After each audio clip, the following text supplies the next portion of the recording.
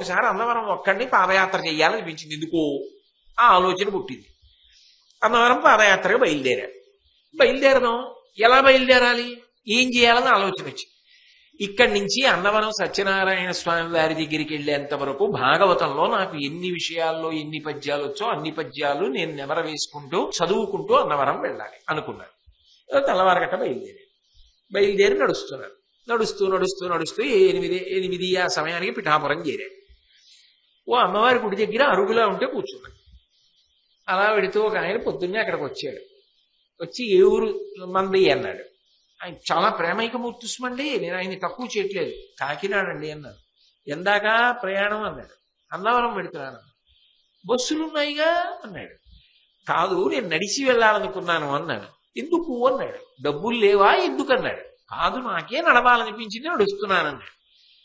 నడవలేవు, అన్నవరం దగ్గర దాపా, అన్నవరం నడవడం ఏమిటి, బస్సు ఎక్కి అలాగే అన్నాడు. పిఠాపురంలో నన్ను చూసిన వ్యక్తి అన్నవరం నడవడం ఏమిటి అన్నాడు. ఇంకొక ఆయన కాసేపు ఆగి కనబడ్డాడు. ఆయన ఇదే అడిగాడు, ఎక్కడ దాకా వెళ్తున్నారన్నాడు. అన్నవరం వెళ్తున్నానండి అన్నాడు. ఆయన అన్నాడు, తేలిగ్గా వెళ్ళిపోతారు. కాకినాడ నుంచి పిఠాపురం రాలా, కాసేపట్లో గొల్లపురం, ఇంకాసేపటికి కత్తిపూడి, కాసేపటికి అన్నవరం, మహా అయితే సాయంకాలానికి వెళ్ళిపోతారు. చక్కగా సంతోషంగా నడవండి, కాళ్ళని పెడితే కాసేపు కూర్చోండి చెట్టు కింద అన్నాడు. ఒకడు ఉత్సాహవంతుడు, ఒకడు అలా చూశాడు, ఇంకొకడు నిరుత్సాహంతో చూశాడు. కానీ నువ్వు మాత్రం ఉంచుకోవాలి, బెంగపెట్టుకోకూడదు, నడవాలి. వేసిన ప్రతి అడుగు అన్నవరానికి దగ్గరైపోతున్నాను, అది నమ్మకం. ప్రతిరోజు తోటమాలి నీళ్లు పోస్తుంటే చెట్టుకి వసంత ఋతువు వచ్చినప్పుడు కావలసినన్ని తోటంతా మామిడికాయలు మామిడి పళ్ళు వస్తాయి. కానీ ఎదురు చూడగలగాలి, ఓర్పు ఉండాలి. ఓర్పు లేకపోతే ఎప్పుడో వసంత ఋతువు మామిడికాయలు ఏంటండి, ఈ చెట్లు నరికేసి అమ్మేస్తాను, దిక్కుమాల గొడవ, ఏదో రూపాయి వస్తుందంటే అమ్మేయి. కానీ ఇక మళ్ళీ జీవితంలో మామిడికాయలు మాత్రం కోయలేవు వసంత ఋతువుకి. కానీ చెట్లుంచి ఎదురు చూడగలిగితే ప్రతి వసంత ఋతువుకి మామిడికాయలు వస్తాయి. హరి ఓం. పరమేశ్వర స్వరూపమైన సభకి నమస్కారం. భీష్మాచార్యుల వారిని ధర్మ సంబంధమైన విషయములు తెలుసుకోవాలనేటటువంటి ఉత్సాహంతో కుతూహలంతో ధర్మరాజు గారు రాజధర్మముల గురించి చెప్పవలసిందిగా ప్రశ్న చేశాడు. ఇందులో ఒక విషయాన్ని గమనించవలసి ఉంటుంది. ప్రశ్న వెయ్యడానికి ఒక వ్యక్తి ఉండడం ఒక ఎత్తు, దానికి తగిన అర్హత పొందినటువంటి వాడు ప్రశ్న వెయ్యడం ఒక ఎత్తు. అక్కడ వ్యాసుడు నారదాదులు ఉన్నప్పటికీ కూడా ధర్మ జిజ్ఞాస కలిగిన వాడు కనుక, ఎప్పుడూ ధర్మాచరణము చెయ్యాలనేటటువంటి ఉత్సాహము కలిగిన వాడు కనుక, నిరంతరము ధర్మానుష్ఠానము చేసేటటువంటి వాడు కనుక, అటువంటి వాడు ఇవాళ పట్టాభిషేకాన్ని పొందినప్పటికీ కూడా మనసులో ఒక అసంతృప్తితో బాధపడుతూ ఉన్నవాడు కనుక, ఆ అసంతృప్తి పోవాలి అంటే తగిన అధికారి దగ్గర దానికి సంబంధించినటువంటి వివరణ తెలుసుకోవలసిన అర్హత కలిగిన వాడు ధర్మరాజు గారు కనుక, ఆయన ప్రశ్న వేస్తే అది ఎప్పటికీ కూడా లోకమునకు మార్గదర్శనం చేస్తుంది. లోకంలో ఉన్న వాళ్ళందరూ కూడా ఈ విషయాన్ని తెలుసుకుని తమ జీవితాల్ని చక్కగా ఫలవంతం చేసుకునేటటువంటి అవకాశం కలుగుతుందన్న దూరదృష్టితో బహుశः ధర్మరాజు గారి చేత ప్రశ్నలు అడిగించారు. ఆయన కన్నా యోగ్యుడు లేడు అని. అంటే కొన్ని ఘట్టాలని పరిశీలనం చేసినప్పుడు ఏమవుతుంది అంటే, ఎవరు పడితే వారు ఏ విషయం మీద పడితే ఆ విషయం మీద ప్రశ్న వేసే సాహసం చేయకూడదు అని అర్థమవుతుంది. ఒక విషయం మీద ప్రశ్న వెయ్యాలి అంటే, ఒక విషయం గురించి ఎవరినైనా అడగాలి అంటే దానికి కొంత అధికారం ఉండాలి. అసలు ఆ ధర్మము మీద నమ్మకం ఉండాలి, ఆ ధర్మం మీద జిజ్ఞాస ఉండాలి, తెలుసుకోవాలనేటటువంటి కుతూహలం ఉండాలి. అంతేగాని దాన్ని ఎలా విమర్శ చేద్దామనేటటువంటి ప్రయత్నం ఉన్నవాడు అటువంటి వాటి గురించి అడగడము బాగుండదు. అది యువతలవాడికి చెప్పడానికి కూడా అంత సంతోషంగా ఉంటుందా అంటే అది సందిగ్ధావస్థతో కూడుకున్నటువంటి విశేషం. కానీ భీష్ముడు సర్వశాస్త్రములు తెలిసిన్నవాడు, ధర్మరాజు గారు ధర్మమునందు అనురక్తి కలిగినవాడు. అందుకే చెప్పగలిగినవాడు ఉండడం ఎంత ముఖ్యమో, అడగడానికి అధికారం ఉన్నవాడు, అడగడానికి తగినటువంటి కుతూహలం ఉన్నవాడు ఉండడం కూడా అంతే అవసరం. అటువంటి వాళ్ళిద్దరు కలుసుకుంటే దేశముతోటి కాలముతోటి సంబంధం లేకుండా విజ్ఞానము ఎలా ఆవిష్కృతమవుతుంది అన్నదానికి భీష్మాచార్యుల వారు ధర్మరాజు గారు మాట్లాడుకున్నటువంటి వైన్యం మనకి ఒక గొప్ప ఉదాహరణగా నిలబడుతుంది. అందుకే ఆయన ధర్మరాజు గారు ఆ రాజధర్మముల గురించి చెప్పమని భీష్మాచార్యుల వారిని అడిగినప్పుడు ఆయన మొట్టమొదట ఒక విషయాన్ని ప్రతిపాదన చేస్తున్నాడు. నేను ఇందులో కొంత ముఖ్యమైనటువంటి విషయాన్ని మాట్లాడుతున్నాను. అంతా ముఖ్యమే, ఏదీ పుల్లు కాదు. అయినప్పటికీ అందరికీ అన్ని వేళలా పనికొచ్చేటటువంటి విషయమైనటువంటిది ఏది ఉంటుందో దాన్ని కొంత భాగాన్ని మాత్రమే తీసుకుని మాట్లాడుతున్నాను. ఎందుకంటే ఒకసారి అవి తెలుసుకున్న తర్వాత మిగిలిన విషయాలు తెలుసుకోవాలనేటటువంటి జిజ్ఞాస కలిగిన నాడు శాంతి పర్వాన్ని, అనుశాసనిక పర్వాన్ని బాగా ఇంటి దగ్గర అధ్యయనం చేసి భీష్మాచార్యుల వారి యొక్క, కృష్ణ భగవానుడి యొక్క అనుగ్రహం చేత ధర్మానుష్ఠానమనందు ఏ వైక్లభ్యం లేకుండా ఉంచుకోగలిగినటువంటి స్థితి అంకురిస్తుంది కనుక. కాబట్టి ప్రారంభం చేస్తూ భీష్ముడు ఒక మాట అన్నాడు. నువ్వు రాజధర్మం గురించి అడిగావు ధర్మరాజా, నేను ఒక మాట చెప్తాను విను.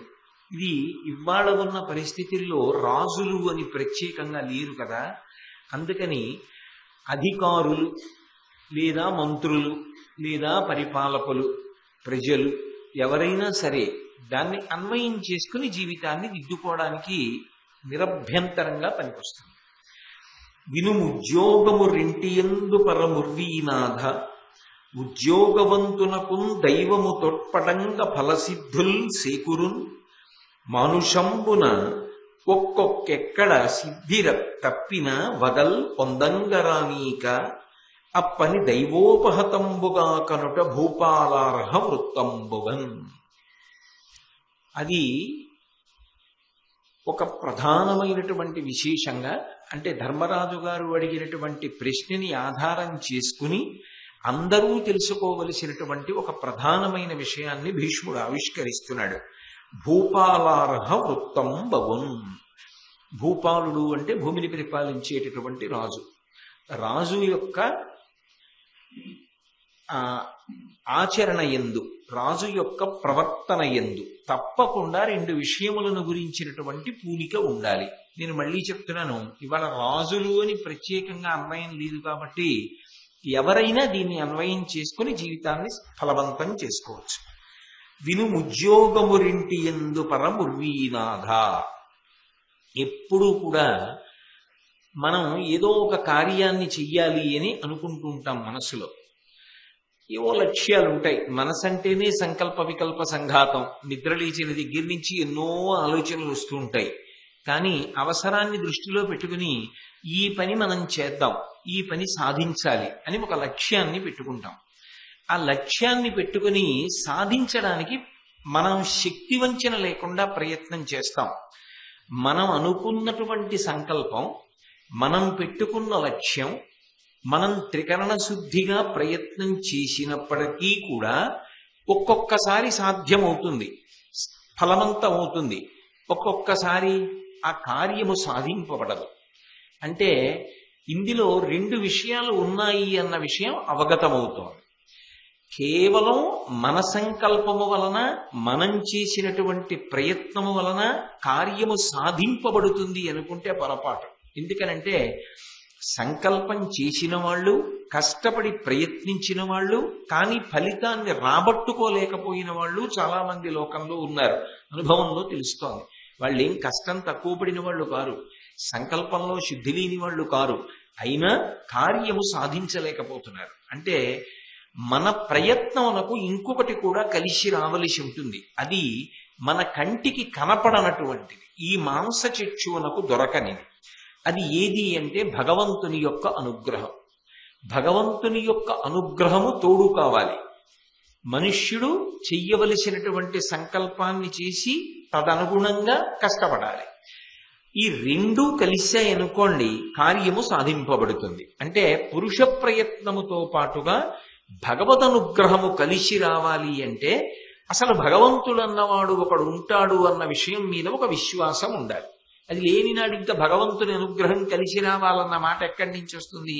ఏదైనా నేనే సాధించగలను, ఈశ్వరుడు అన్నవాడి యొక్క ప్రమేయము లేదు అని అనుకుంటాం కదా. కాబట్టి ఈశ్వరుడు అన్నవాడు ఒకడు ఉన్నాడు, ఆయన యొక్క అనుగ్రహం కూడా తోడైతే దానికి నేను పరిశ్రమ కూడా చెయ్యగలిగితే, ఒక చిత్తశుద్ధి నా యందు ఉంటే, ఒక లక్ష్యాన్ని పెట్టుకుని పని చేస్తే ఆ రెండూ కలిసిన నాడు దాని వలన ఆ కార్యము సాధింపబడుతుంది. అయితే ఈ రెండిటిలో ఏది ప్రధానం? ఇది భీష్ముడి యొక్క ప్రతిపాదన. అసలు మనిషి కష్టపడ్డం ప్రధానమా, భగవంతుని యొక్క అనుగ్రహం ప్రధానమా? అంటే ఈశ్వరుడి యొక్క అనుగ్రహం ప్రధానమండి అని నేను అన్నాను అనుకోండి, అసలు ఇంకా మనం ఎందుకు ఒక కార్యం గురించి సంకల్పం చేయడం? ఒక కార్యం గురించి సంకల్పం చేయవలసిన అవసరం ఏముంది? ఈశ్వరానుగ్రహం ఉందనుకోండి అవుతుంది, ఈశ్వరానుగ్రహం లేదనుకోండి అవదు. అసలు నేనెందుకు అసలు ఇది చెయ్యాలి అని పెట్టుకోవడం ఎందుకు? నేను ఈ భారతం ప్రవచనం చెయ్యాలి అని కోరిక ఎందుకు?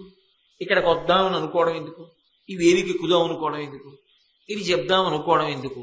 ఈశ్వరుడు చెప్పించాలనుకున్నాడు అనుకోండి, ఆయన చెప్పిస్తాడు అన్నాను అనుకోండి, అప్పుడు ఇంకా నేనే పరిశ్రమ చెయ్యక్కర్లా, ఆయన మీద ఆధారం అని చెప్పి వదిలిపెట్టేది కాదు.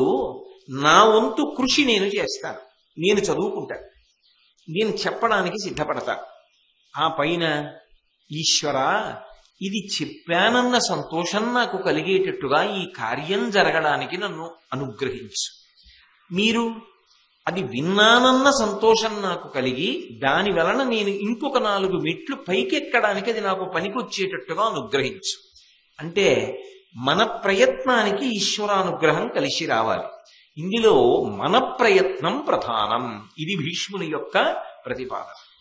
అసలు మన ప్రయత్నం అన్నది ఉండాలి. మన ప్రయత్నం లేదనుకోండి, అది సిద్ధముగా ఉన్నా కూడా వెలికి వచ్చి ప్రయోజనముగా మనని వరించదు. అది అక్కడ ఉంది, కానీ మన ప్రయత్నం లేని నాడు మనకి దొరకదు. ఒక ఉదాహరణ చెప్పాలి అంటే, కాష్టాదగ్నిర్జాయతే మధ్యమానాత్. 2 కర్రలు తీసుకుని, ఎండు కర్రలు, ఒక కర్ర మీద ఒక కర్ర పెట్టి బాగా మురిపిడి చేశాను అనుకోండి, ఒకదాంతో ఒకటి రుద్దాను అనుకోండి, అందులోంచి అగ్ని పుడుతుంది. ఇప్పుడు అగ్ని ఎక్కడుంది? 2 కర్రల మధ్యలో ఉంది, కర్రలలో ఉంది.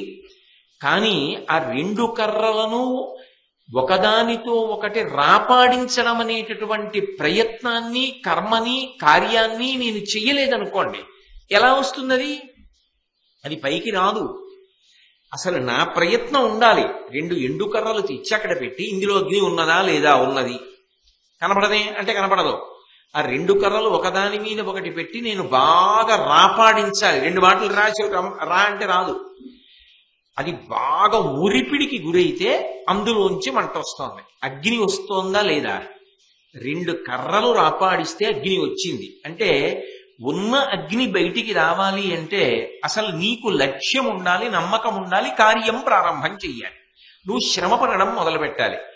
నీ ప్రయత్నం చాలా ప్రధానం. నీ ప్రయత్నం లేకుండా అందులోంచి అగ్ని మాత్రం పైకి రాదు. కాబట్టి కాష్టాదగ్నిర్జాయతే మధ్యమానాత్ భూమిస్థోయం ఖన్యమానా దదాతి. నీరు భూమి లోపలే ఉంటుంది. భూమి లోపల ఉన్న నీరు నాకు దాహం వేస్తోంది పైకి రా అంటే వస్తుందా? నేను కష్టపడి నుయ్యి తవ్వాలి. నేను నుయ్యి తవ్వాననుకోండి, జలపడి ఒక్కసారి అది పైకి లేస్తుంది. అలా పైకి లేస్తే అప్పుడు ఓ భూమిలో ఉన్నటువంటి నీరు నాకు లభ్యమైంది, నా దాహం తీరింది. ఎప్పుడు? అసలు నేను పరిశ్రమ చేస్తే, నేను ఏ పరిశ్రమ చెయ్యకుండా ఈశ్వరా నువ్వు ఇందులో ఉన్న నీరు పైకి వచ్చేట్టు చెయ్యి అంటే వస్తుందా? ఎందుకు వస్తుంది? నా ప్రయత్నం చెయ్యాలి. ఉద్యోగం అంటే ప్రయత్నం. అసలు ఆ ప్రయత్నం అనేటటువంటిది అత్యంత అవసరము సుమా. ఇది భీష్ముడి యొక్క ప్రతిపాదన. ఆ ప్రయత్నం లేకుండా జీవితంలో కార్యాన్ని నువ్వు సాధించలేవు. అలాగే సోత్సాహానాం నాస్త్య సాధ్యం నరాణం. అసలు ఉత్సాహంతో ఒక కార్యాన్ని చేసేటటువంటి ప్రయత్నం చేస్తే మనిషి 99.9 పాళ్ళు ఆ కార్యాన్ని సాధిస్తాడు. ఈశ్వరుడు కూడా మెచ్చుకుని ఆనుకూల్యతని అనుగ్రహిస్తాడు. మార్గారబ్ధా సర్వయత్నా ఫలంతి. అసలు ప్రయత్నం అంటూ చేయడం మొదలు పెడితే ఆ కార్యం అవుతుంది. ఒకవేళ అవ్వకపోతే బెంగలేదు. భక్తి అన్న మాట అక్కడ కాపాడుతుంది. ఈ కార్యం అవ్వలేదు, ఎందుకు అవ్వలేదు? ఈశ్వరుడు అన్నవాడు అనుగ్రహించలేదు. ఎందుకు అనుగ్రహించలేదు? నా మీద కోపం ఆయనకి ఎందుకు ఉంటుంది? ఆయన కారుణ్యమూర్తి, మరి ఎందుకు చేయలేదు అంటే ఇప్పుడు తెలియాలా? అది ఇప్పుడే అవసరమా? కొన్ని ఉంటాయి, వాటి ఫలితం ఇప్పుడే తెలియమంటే తెలుస్తుందా? నేను ఒక మామిడి టెంక భూమిలో పెట్టాను. పెట్టి వసంత ఋతువులో మామిడి టెంక పెట్టాను కాబట్టి 10 రోజులు అయ్యేటప్పటికీ మా ఇంట్లో ఉన్న 20 మందికి ఊరగాయ పెట్టుకోవడానికి కావలసినంత కాయ రమ్మంటే వస్తుందా? రాదు. కొంతకాలం ఎదురు చూడాలి.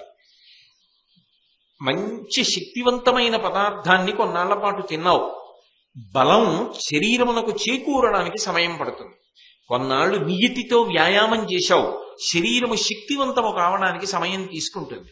అలాగే నువ్వు ఒక కార్యాన్ని తలపెట్టినప్పటికీ కూడా, శ్రమ పడినప్పటికీ కూడా ఆ కార్యము జరగలేదు, ఫలము కలగలేదు అంటే ఉత్సాహాన్ని మాత్రం వదిలిపెట్టవద్దు.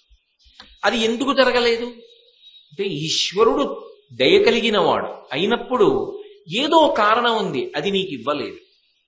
ఇది నీకు ఇస్తే నీకు రాబోయే కాలంలో ఓ ఇబ్బంది ఉంది, అది మనకి తెలియకపోవచ్చు, ఈశ్వరుడికి తెలియచ్చు, తెలుస్తుంది, ఆయన సర్వజ్ఞుడు గనక.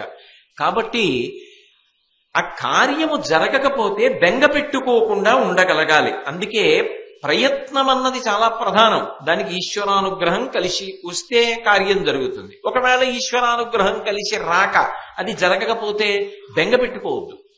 ఇందులో ఈశ్వరానుగ్రహం ఏదో ఉందని గుర్తించు. అది కరడు కట్టిన భక్తి. అంతేకాని పని జరిగితే ఈశ్వరుడు ఉన్నాడు, జరగకపోతే ఈశ్వరుడు లేడు అనడానికి కాదు భక్తి. జరగనప్పుడు కూడా ఏదో ఉంది, భగవంతుడు ఎందుకో నన్ను ఏదో అనుగ్రహం కోసం ఇది జరగకుండా చేశాడు, ఇది జరిగితే ఏమవును అని ఆలోచించి ఈశ్వరుని యందు మరింత పూనిక కలిగిన వాడు ఎవరు ఉంటాడో వాడు కార్యములు విడిచిపెట్టవలసిన అవసరం లేదు. నాకు అనుకూలమైన దాన్ని ఆయన ఇస్తాడు, అందుకని నేను ఇలా చేస్తూనే ఉంటాను, ఏది నాకు అనుకూలమో అది ఆయన అనుగ్రహిస్తాడు అని ముందుకు వెడుతూనే ఉంటాడు. కాబట్టి ప్రయత్నం మాత్రం చాలా ప్రధానం. కాబట్టి వినుముద్యోగము రెంటియందు పరముర్వీనాథ, ఉద్యోగవంతునకు దైవము తోడ్పడంగా ఫలసిద్ధుల్ సేకురున్. ఎవరు ప్రయత్నం చేస్తాడో అటువంటి వాడికి భగవంతుని యొక్క అనుగ్రహం కూడా కలిసి వచ్చిన నాడు ఆ కార్యము పూర్తవుతుంది, సంతోషాన్ని పొందుతాడు. సిద్ధలక్ష్మీర్ మోక్షలక్ష్మీర్ జయలక్ష్మీ సరస్వతి శ్రీర్లక్ష్మీర్ వరలక్ష్మీశ్చ ప్రసన్నా మమ సర్వదా అంటాం. 6 లక్ష్ముల్ని చెప్తుంది వేదం. అందులో సిద్ధలక్ష్మి మొట్టమొదటి లక్ష్మి ఎవరు అంటే సిద్ధలక్ష్మి. సిద్ధలక్ష్మి అంటే అమ్మయ్యా నేను అనుకున్న కార్యం పూర్తయిందండి, సిద్ధి పొందాను, ఇది అనుకున్నది అయింది అని సంతోషం పొందుతాడు. అది పొందాలి అంటే ఆవిడ అనుగ్రహం కూడా కలిసి రావాలి. ఆవిడ అనుగ్రహం కూడా కలిసి వస్తే నీ చేసిన ప్రయత్నము అనుగ్రహము కలిపి కార్యము జరిగిందన్న సంతోషాన్ని పొందుతాడు. మానుషంబున కొక్కొక్కడ సిద్ధి తప్పిన వగల్ వందంగరానీక. ఒక్కొక్కసారి మనం ప్రయత్నం చేస్తాం, కార్యం జరగదు. ప్రత్యేకించి ప్రభుత్వంలో ఉన్నవాళ్ళు ప్రజలకు ఆదర్శవంతులై ఉండాలి, బెంగ పెట్టుకోకూడదు. ఎందుకని అంటే ప్రభువు అలా ఉన్నాడు అనుకోండి, ప్రజలు కూడా ఉత్సాహంతో ఆ మార్గంలో నడుస్తారు. చతికిల పడిపోకూడదు. ఏమో ఎందుకు ఈశ్వరుడు ఇవ్వలేదో, దీని వెనక ఏదో ప్రయోజనం ఉందన్నమాట అని ఉత్సాహాన్ని కోల్పోకుండా ముందుకెడుతూ ఉండాలి. మళ్ళీ ఇంకో కార్యాన్ని ప్రారంభం చేసి ముందుకెళ్ళాలి. లేదు అదే కార్యాన్ని వేరొక విధంగా మళ్ళీ ప్రారంభం చేసి ముందుకెళ్ళాలి. ఉత్సాహం కోల్పోయాడు అనుకోండి, ఏమిటో మొదలు పెట్టాను, ఇంత చేశాను, ఏం కలిసి వచ్చిందండి, జరిగిందా ఏమన్నానా, ఇంకెందుకు నేను చేయడం అని చతికిల పడిపోయాడు అనుకోండి, ఇక జీవితంలో సాధించలేడు. కాబట్టి ఆ పని దైవోపహతంబుగా కనుట భూపాలార్హ వృత్తంబవున్. ఇది జరగలేదు అంటే భగవంతుని యొక్క అనుగ్రహము వేరొక విధంగా ఉంది, ఇది జరగకపోవడం మంచిదనమాట. నేను ఉదాహరణ చెప్పక్కర్లేదు, మీరు చూడండి. కొన్ని చోట్ల కొన్ని సందర్భాలు ఉంటాయి. నిజంగా ఈ పని జరగలేదు కానండి, అదే జరిగుంటే ఎంత ప్రమాదం జరుగునో అని ఆ తర్వాత తెలుసుకుని బెగ్గబెట్టుకున్న వాళ్ళు ఉంటారు. అలా నా దగ్గరే ఎన్నో ఉదాహరణలు ఉన్నాయి. సభాముఖంగా చెప్పడం ఎందుకు, తొందరపడ్డానండి. నిజంగా ఆ పెళ్లి కానీ జరిగి ఉంటే నా కూతురు జీవితం ఏమైపోనో. ఆ పెళ్లి జరగలేదు అని చెప్పి బాధపడ్డాను కానీ ఆ పెళ్లి జరగకపోవడం ఎంత మంచిదైందో ఒక ఏడాది పోయిన తర్వాత తెలిసింది. నిజంగా భగవంతుడు ఉన్నాడు సుమండి అంటాడు. ఎప్పుడు? ఆ ఏడాది తర్వాత ఏదో తెలిసింది ఆయనకి, తెలిసప్పుడు అంటాడు. అంతేగాని ఈశ్వరుడు వెంటనే కనబడి కోటేశ్వరరావు నీకు నేను ఈ ఉపకారం ఎందుకు చేయట్లేదు అని చెప్పాలా? అక్కర్లేదు. ఆయన నాకు ఏది చేసినా ఉపకారం అని నమ్మితేనే భక్తి కదా, అప్పుడే ఉత్సాహం పోకుండా ఉండాలి. కాబట్టి అలా భూపాలుడు ముందుకు వెళ్ళాలి. ఆయనని చూసి ప్రజలందరూ కూడా ఉత్సాహంతో అలాగే కార్యాల వైపుకి వెళ్ళాలి. అంతేకాని ఏదో ఒకటి మొదలెట్టా ఒకటి సాధించలేకపోయామని నిరుత్సాహపడిపోతే దాని వలన ప్రయోజనం లేదు. అందుకే సుందరకాండలో హనుమ ఆ సీతమ్మ దగ్గరికి వచ్చి రామచంద్రమూర్తి యొక్క క్షేమవార్త చెప్పినప్పుడు ఒక ప్రశ్న వేసింది. ఎంత గంభీరమైన ప్రశ్న వేసిందంటే, హనుమతో మాట్లాడుతూ ఒక మాట అంది ఆవిడ,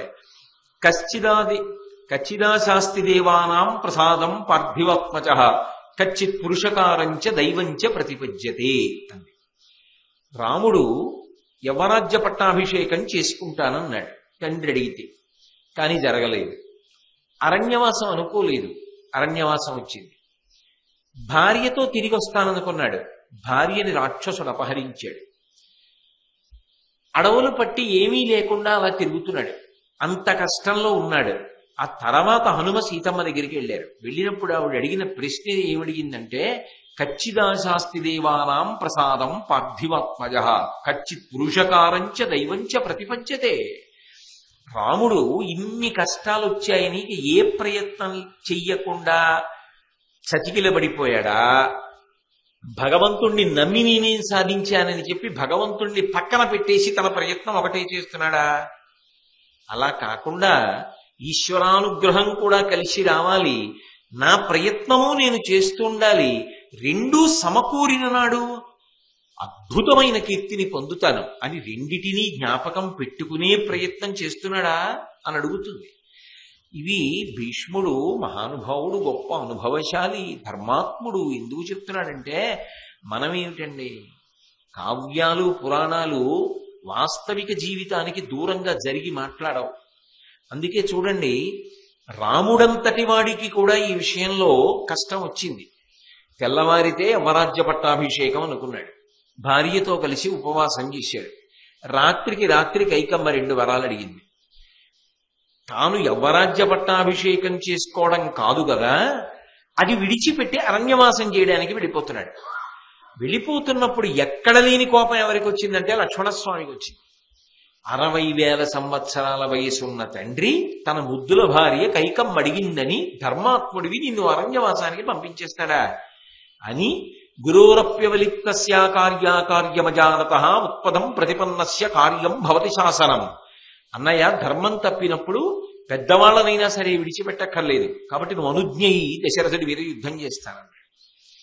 రాముడు ఒక మాట అన్నాడు, అసంకల్పితమేవేహ యదకస్మాత్ ప్రవర్తతే నివర్త్యారంభమారుద్ధం అనుదైవస్య కర్మతత్ అన్నాడు. ఉరే, నిన్న రాత్రి పిలిచి రామా నీకు యవ్వరాజ్య పట్టాభిషేకం చేస్తాను, ఇవాళ రాత్రి ఉపవాసం చేసి రేపు రా అని చెప్పిన వాడెవరు? తండ్రి. ఈ క్షణంలో కూడా నాకు యవ్వరాజ్య పట్టాభిషేకం చెయ్యాలన్న కోరికతోనే ఉన్నవాడెవరు? తండ్రి. యవ్వరాజ్య పట్టాభిషేకం చేసుకోవాలన్న విషయంలో భిన్నాభిప్రాయం లేకుండా ఉన్నవాడినెవరు? నేను. ఇవ్వాలని తండ్రికుండి, పుచ్చుకోవడానికి నేను సిద్ధంగా ఉన్నాను. ఇద్దరి ఎందు దోషం లేదు, ప్రజలందరికీ అదే అంగీకారయోగ్యమై ఉన్నది. వశిష్ఠాదులందరూ అంగీకరించారు. అయినా ఈ యవ్వరాజ్య పట్టాభిషేకం జరగకుండా ఆపదొచ్చింది, అభ్యంతరం వచ్చింది. అంటే ఎవరడ్డొచ్చారనుకోవాలి? పైకి చూస్తే కైకమ్మ అని ఒక మనుష్య కాంత కనపడుతోంది. కాదురా, దీని వెనక ఉన్నది ఎవరు అంటే, ఇంత బలమైన ప్రయత్నం ఉన్నప్పటికీ, ఇంతమంది అంగీకరించినప్పటికీ ఇది జరగట్లేదు అంటే, ఈ కంటితో చూడడానికి వీలు కాని దైవము ఇది జరగకుండా చేస్తోంది. చేయడము క్రౌర్యము చేత కాదు, ఏదో ఉంది, ఏదో కార్యం ఉంది, ఏదో దానికి వెనకాతల లక్ష్యం ఉంది. పరమేశ్వరుడు ఎందుకు అలా చేస్తాడు? కాబట్టి అనుదైవస్య కర్మతత్. దేవుడు నాకు యవరాజ్యం రాకుండా చేశాడని చెప్పి తిరగబడితే వచ్చేదేమిటి? దైవం మీద తిరగబడి నువ్వు సాధించగలవా? అనుదైవస్య కర్మతత్. ఈశ్వరా, నువ్వు నాకెందుకు ఇవ్వలేదో, ఏదో ఉంటుంది కారణం అని ఆ దైవం వెంటే నువ్వు వెళ్ళు. ఆయన ఏది ఇచ్చాడో దాన్ని ప్రసాదంగా స్వీకరించు. అది నీకు అభ్యున్నత అవుతుంది. మీరు ఒకటి ఆలోచించండి, నిజంగా అలా జరగలేదనుకోండి, అసలు అయోధ్యకాండతో అయిపోయిందిగా రామాయణం. పట్టాభిషేకం అయిపోతుంది రాముడికి, రాజ్య పరిపాలన చేసుకున్నాడు. ఎందుకు రామాయణం చెప్పుకోవడం? అసలు రామాలయం ఎందుకు? రాముడి దేవాలయాల దర్శనం ఎందుకు? అందుకు కాదు.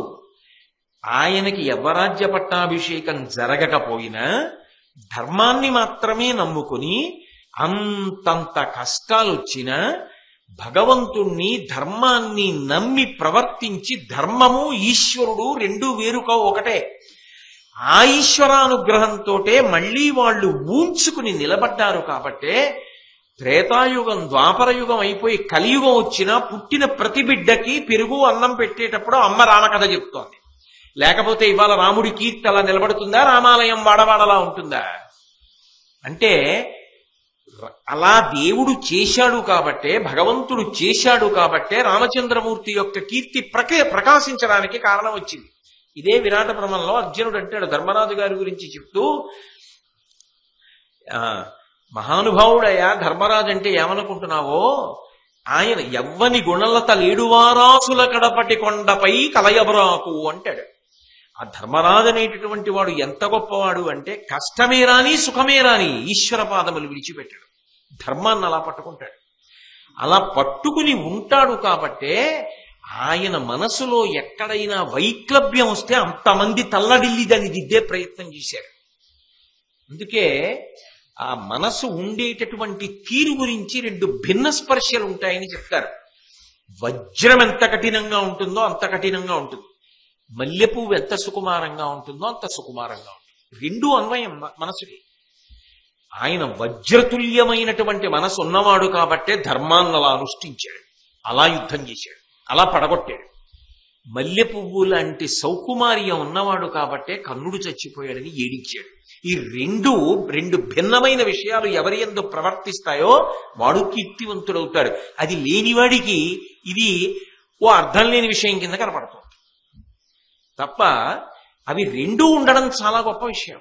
ఎక్కడ వజ్రతుల్యంగా ఉండాలో అక్కడ వజ్రతుల్యంగా ఉండాలి. ధర్మమునందు అలా ఉన్నాడు.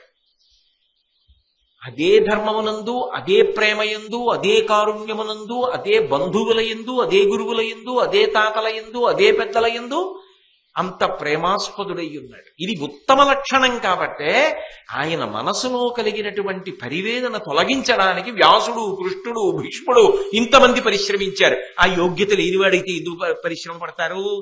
వాడి అశాంతి వాడిదని వదిలిపెట్టరు. మనకి తెలిసినంత పాటి వాళ్ళకి చేతకాక ఇవన్నీ చెప్పడం, ధర్మరాజును అడ్డుపెట్టి ధర్మరాజును కూర్చోబెట్టి చెప్పడం అంటే మనసు ఉండవలసిన రీతి.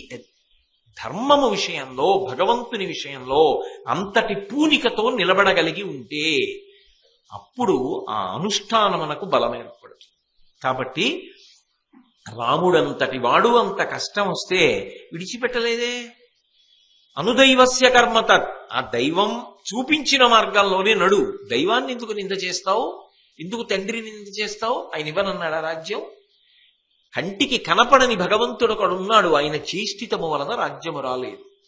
అలా ఇవ్వకపోవడంలో ఏదో ఉందన్నాడు, దాని వలన కీర్తిని పొందాడా లేదా?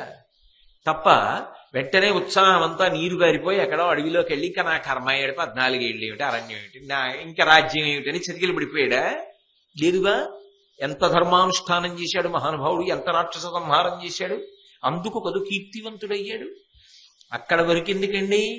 మీరు ఏ మహాత్ముల యొక్క జీవితాన్ని పరిశీలించండి, చరమ సందేశం ఇదే ఉంటుంది. అందుకే వాళ్ళు వాళ్ళ జీవిత చరిత్ర వ్రాస్తారు. వాళ్ళ జీవితంలో వచ్చినటువంటి ఒడుదుడుకులను తమ జాతికి అందిస్తారు. ఎందుకు అందిస్తారు అంటే పిల్లలు వాళ్ళ జీవితాల్లో ఎప్పుడైనా ఇటువంటి ఉద్దాన పతనములు ఏర్పడినప్పుడు ఈ జీవిత చరిత్రని ఆధారం చేసుకుని ఊంచుకోగలుగుతారని తాము పడ్డ కష్టాన్ని అందిస్తారు. అబ్దుల్ కలాం గారు తన జీవితం మొత్తాన్ని సారం పిండినట్టుగా పిండేసి ఒక చిన్న పుస్తకం రాశారు. ఆ పుస్తకంలో మై డిసప్పాయింట్మెంట్స్ అని లేదా మై ఫెయిల్యూర్స్ దానికి వేసిన బొమ్మ కూడా అంత గొప్పగా ఉంటుంది. పెద్ద శిఖరం, ఆ శిఖరం చివరకు వచ్చి నిలబడి ఉంటాడు ఒక వ్యక్తి, ఆ బొమ్మేసి ఉంటుంది అది అని ఆయన జీవితంలో వచ్చినటువంటి 2 పెద్ద తొట్టుపాట్లు చెప్పారు. మొట్టమొదటి ఎప్పుడు జరిగింది అంటే ఆయన మెడ్రాస్ ఇన్స్టిట్యూట్ ఆఫ్ టెక్నాలజీలో ఏరోనాటికల్ ఇంజనీరింగ్ చదువుకుంటున్నటువంటి రోజుల్లో ప్రొఫెసర్ శ్రీనివాసన్ అని చెప్పి ఆయన కలాం గారిని పిలిచి చదువుకుంటున్నారు. అప్పటికి విద్యార్థి, ఆయనే ఆ కాలేజీకి అంతటికీ కూడా అధిపతి. పిలిచి ఒక్కొక్క తరగతిలో ఉన్నటువంటి పిల్లల్ని నలుగురిని కలిపి ఒక విభాగం చేస్తున్నాను. మీ అందరూ కూడా మంచి మంచి విమానాల యొక్క ప్రణాళికలని వ్యూహాలని సిద్ధం చేసి నాకు చూపించాలి అని కొంత సమయం ఇచ్చారు. అందరిలో కలాం గారు చాలా తెలివైన పిల్లవాడు. ఆయన తన సహచరులతో కలిసి రాత్రింబవళ్లు కష్టపడి చర్చలు చేసి భూమికి దగ్గరలో ఎగరగలిగినటువంటి ఒక తేలికపాటి విమానానికి సంబంధించినటువంటి నమూనా ఒకటి తయారు చేసి అంతా సిద్ధం చేసి దాన్ని తయారు చేస్తున్నారు. ఇంకా దగ్గరకు వస్తోందనగా ఒక రోజున ప్రొఫెసర్ శ్రీనివాసన్ కలాం గారిని పిలిచారు. కలాం, ఏం తయారు చేశావు అని అడిగారు. ఆయన వెంటనే తను తయారు చేసినటువంటి ఆ నమూనా అంతా కూడా తీసుకెళ్లి ఆ కాగితం మీద ఉన్నదాన్ని పెట్టారు. అమ్మో, ఏం వర్ణించారో కలాం గారు దాన్ని. శ్రీనివాసన్ నించుని ఇలా ఒంగుని ఒకసారి ఇలా చూసి భ్రుకుటి ముడేశారు. కాసేపు చూసి ఇలా తల తిప్పి, ఏం బాగులేదు కలాం, ఆకాశం నుంచి కింద పడిపోయినట్టు అనిపించింది కలాం గారికి అని ఒక మాట అన్నారు. నువ్వు చాలా తెలివైన వాడివి, ఇంత తక్కువ స్థాయిలో నువ్వు తయారు చేస్తావని నేను ఎప్పుడు అనుకోలేదు. నువ్వు చేసింది చూసి నేను చాలా నిరాశకి గురయ్యాను. 3 రోజులే సమయం ఇస్తున్నాను. ఇవాళ శుక్రవారం, అంటే ఆ రోజు కలాం గారితో మాట్లాడినప్పుడు ఇవాళ శుక్రవారం మధ్యాహ్నం అయింది కదా, శనివారం, ఆదివారం, సోమవారం సాయంకాలం నువ్వు నాకు కొత్త డిజైన్ తీసుకొచ్చి చూపించాలి విమానంది. అలా చూపించకపోతే నీ స్కాలర్షిప్ ఆఫ్ చేస్తాను. ఆయన స్కాలర్షిప్ మీదే చదువుకుంటున్నారు. ఆ స్కాలర్షిప్ ఆఫ్ చేస్తే రామేశ్వరం వెళ్ళిపోవాలి ఇంటికి. ఆయనకు ఒక్కసారి కళ్ళ ముందు తల్లి, తండ్రి, పాపం బంగారం కూడా తీసిచ్చేసినటువంటి సోదరి, వీళ్ళందరూ జ్ఞాపకానికి వచ్చారు.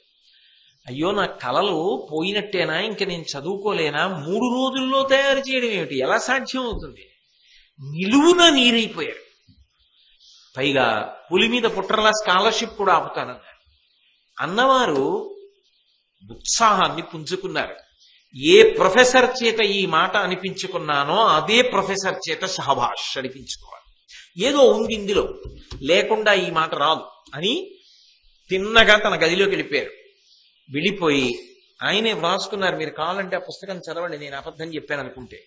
కేవలముగా తన శరీర అవసరములకు తప్ప, ఇక ముఖం కడుక్కోవడం, 2 చెంబులు నీళ్లు పోసుకోవడం, కాలకృత్యాలు తీర్చుకోవడం, ఇలాంటి వాటికి తప్ప అసలు ఇక పడుకోవాలి.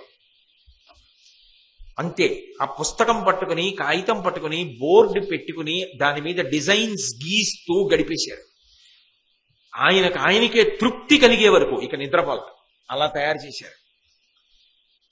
ఆదివారం సాయంకాలం అయింది. ఇంకా తెల్లవారితే అది శుద్ధప్రతి తయారు చేసి ప్రొఫెసర్ గారికి చూపించాలి. ఆయన తపస్సు కింద గీస్తున్నారు కదా అటు తిరిగి బోర్డు మీద. ఆయనకి ఏదో అలికిడి అయినట్టు అయింది. కాసేపటికి మంచి తపస్సు కింద చేస్తున్నారు. వెనక్కి తిరిగి చూశారు. టెన్నిస్ ఆడొస్తున్నారు ప్రొఫెసర్ శ్రీనివాసన్. తెల్లటి బట్టలు వేసుకుని ఉన్నారు, చెమట పట్టేసి. వెనక నిలబడి అలాగే చూస్తున్నారు. ఎప్పుడు వచ్చారో కూడా తెలియదు. అలాగే పరిశీలిస్తున్నారు బోర్డు మీద. దగ్గరకు వచ్చి, కలాం, ఏమిటిదని అడిగారు. అయ్యా, నేను ఇది కొత్తది తయారు చేశానని చెప్పి చూపించారంతా.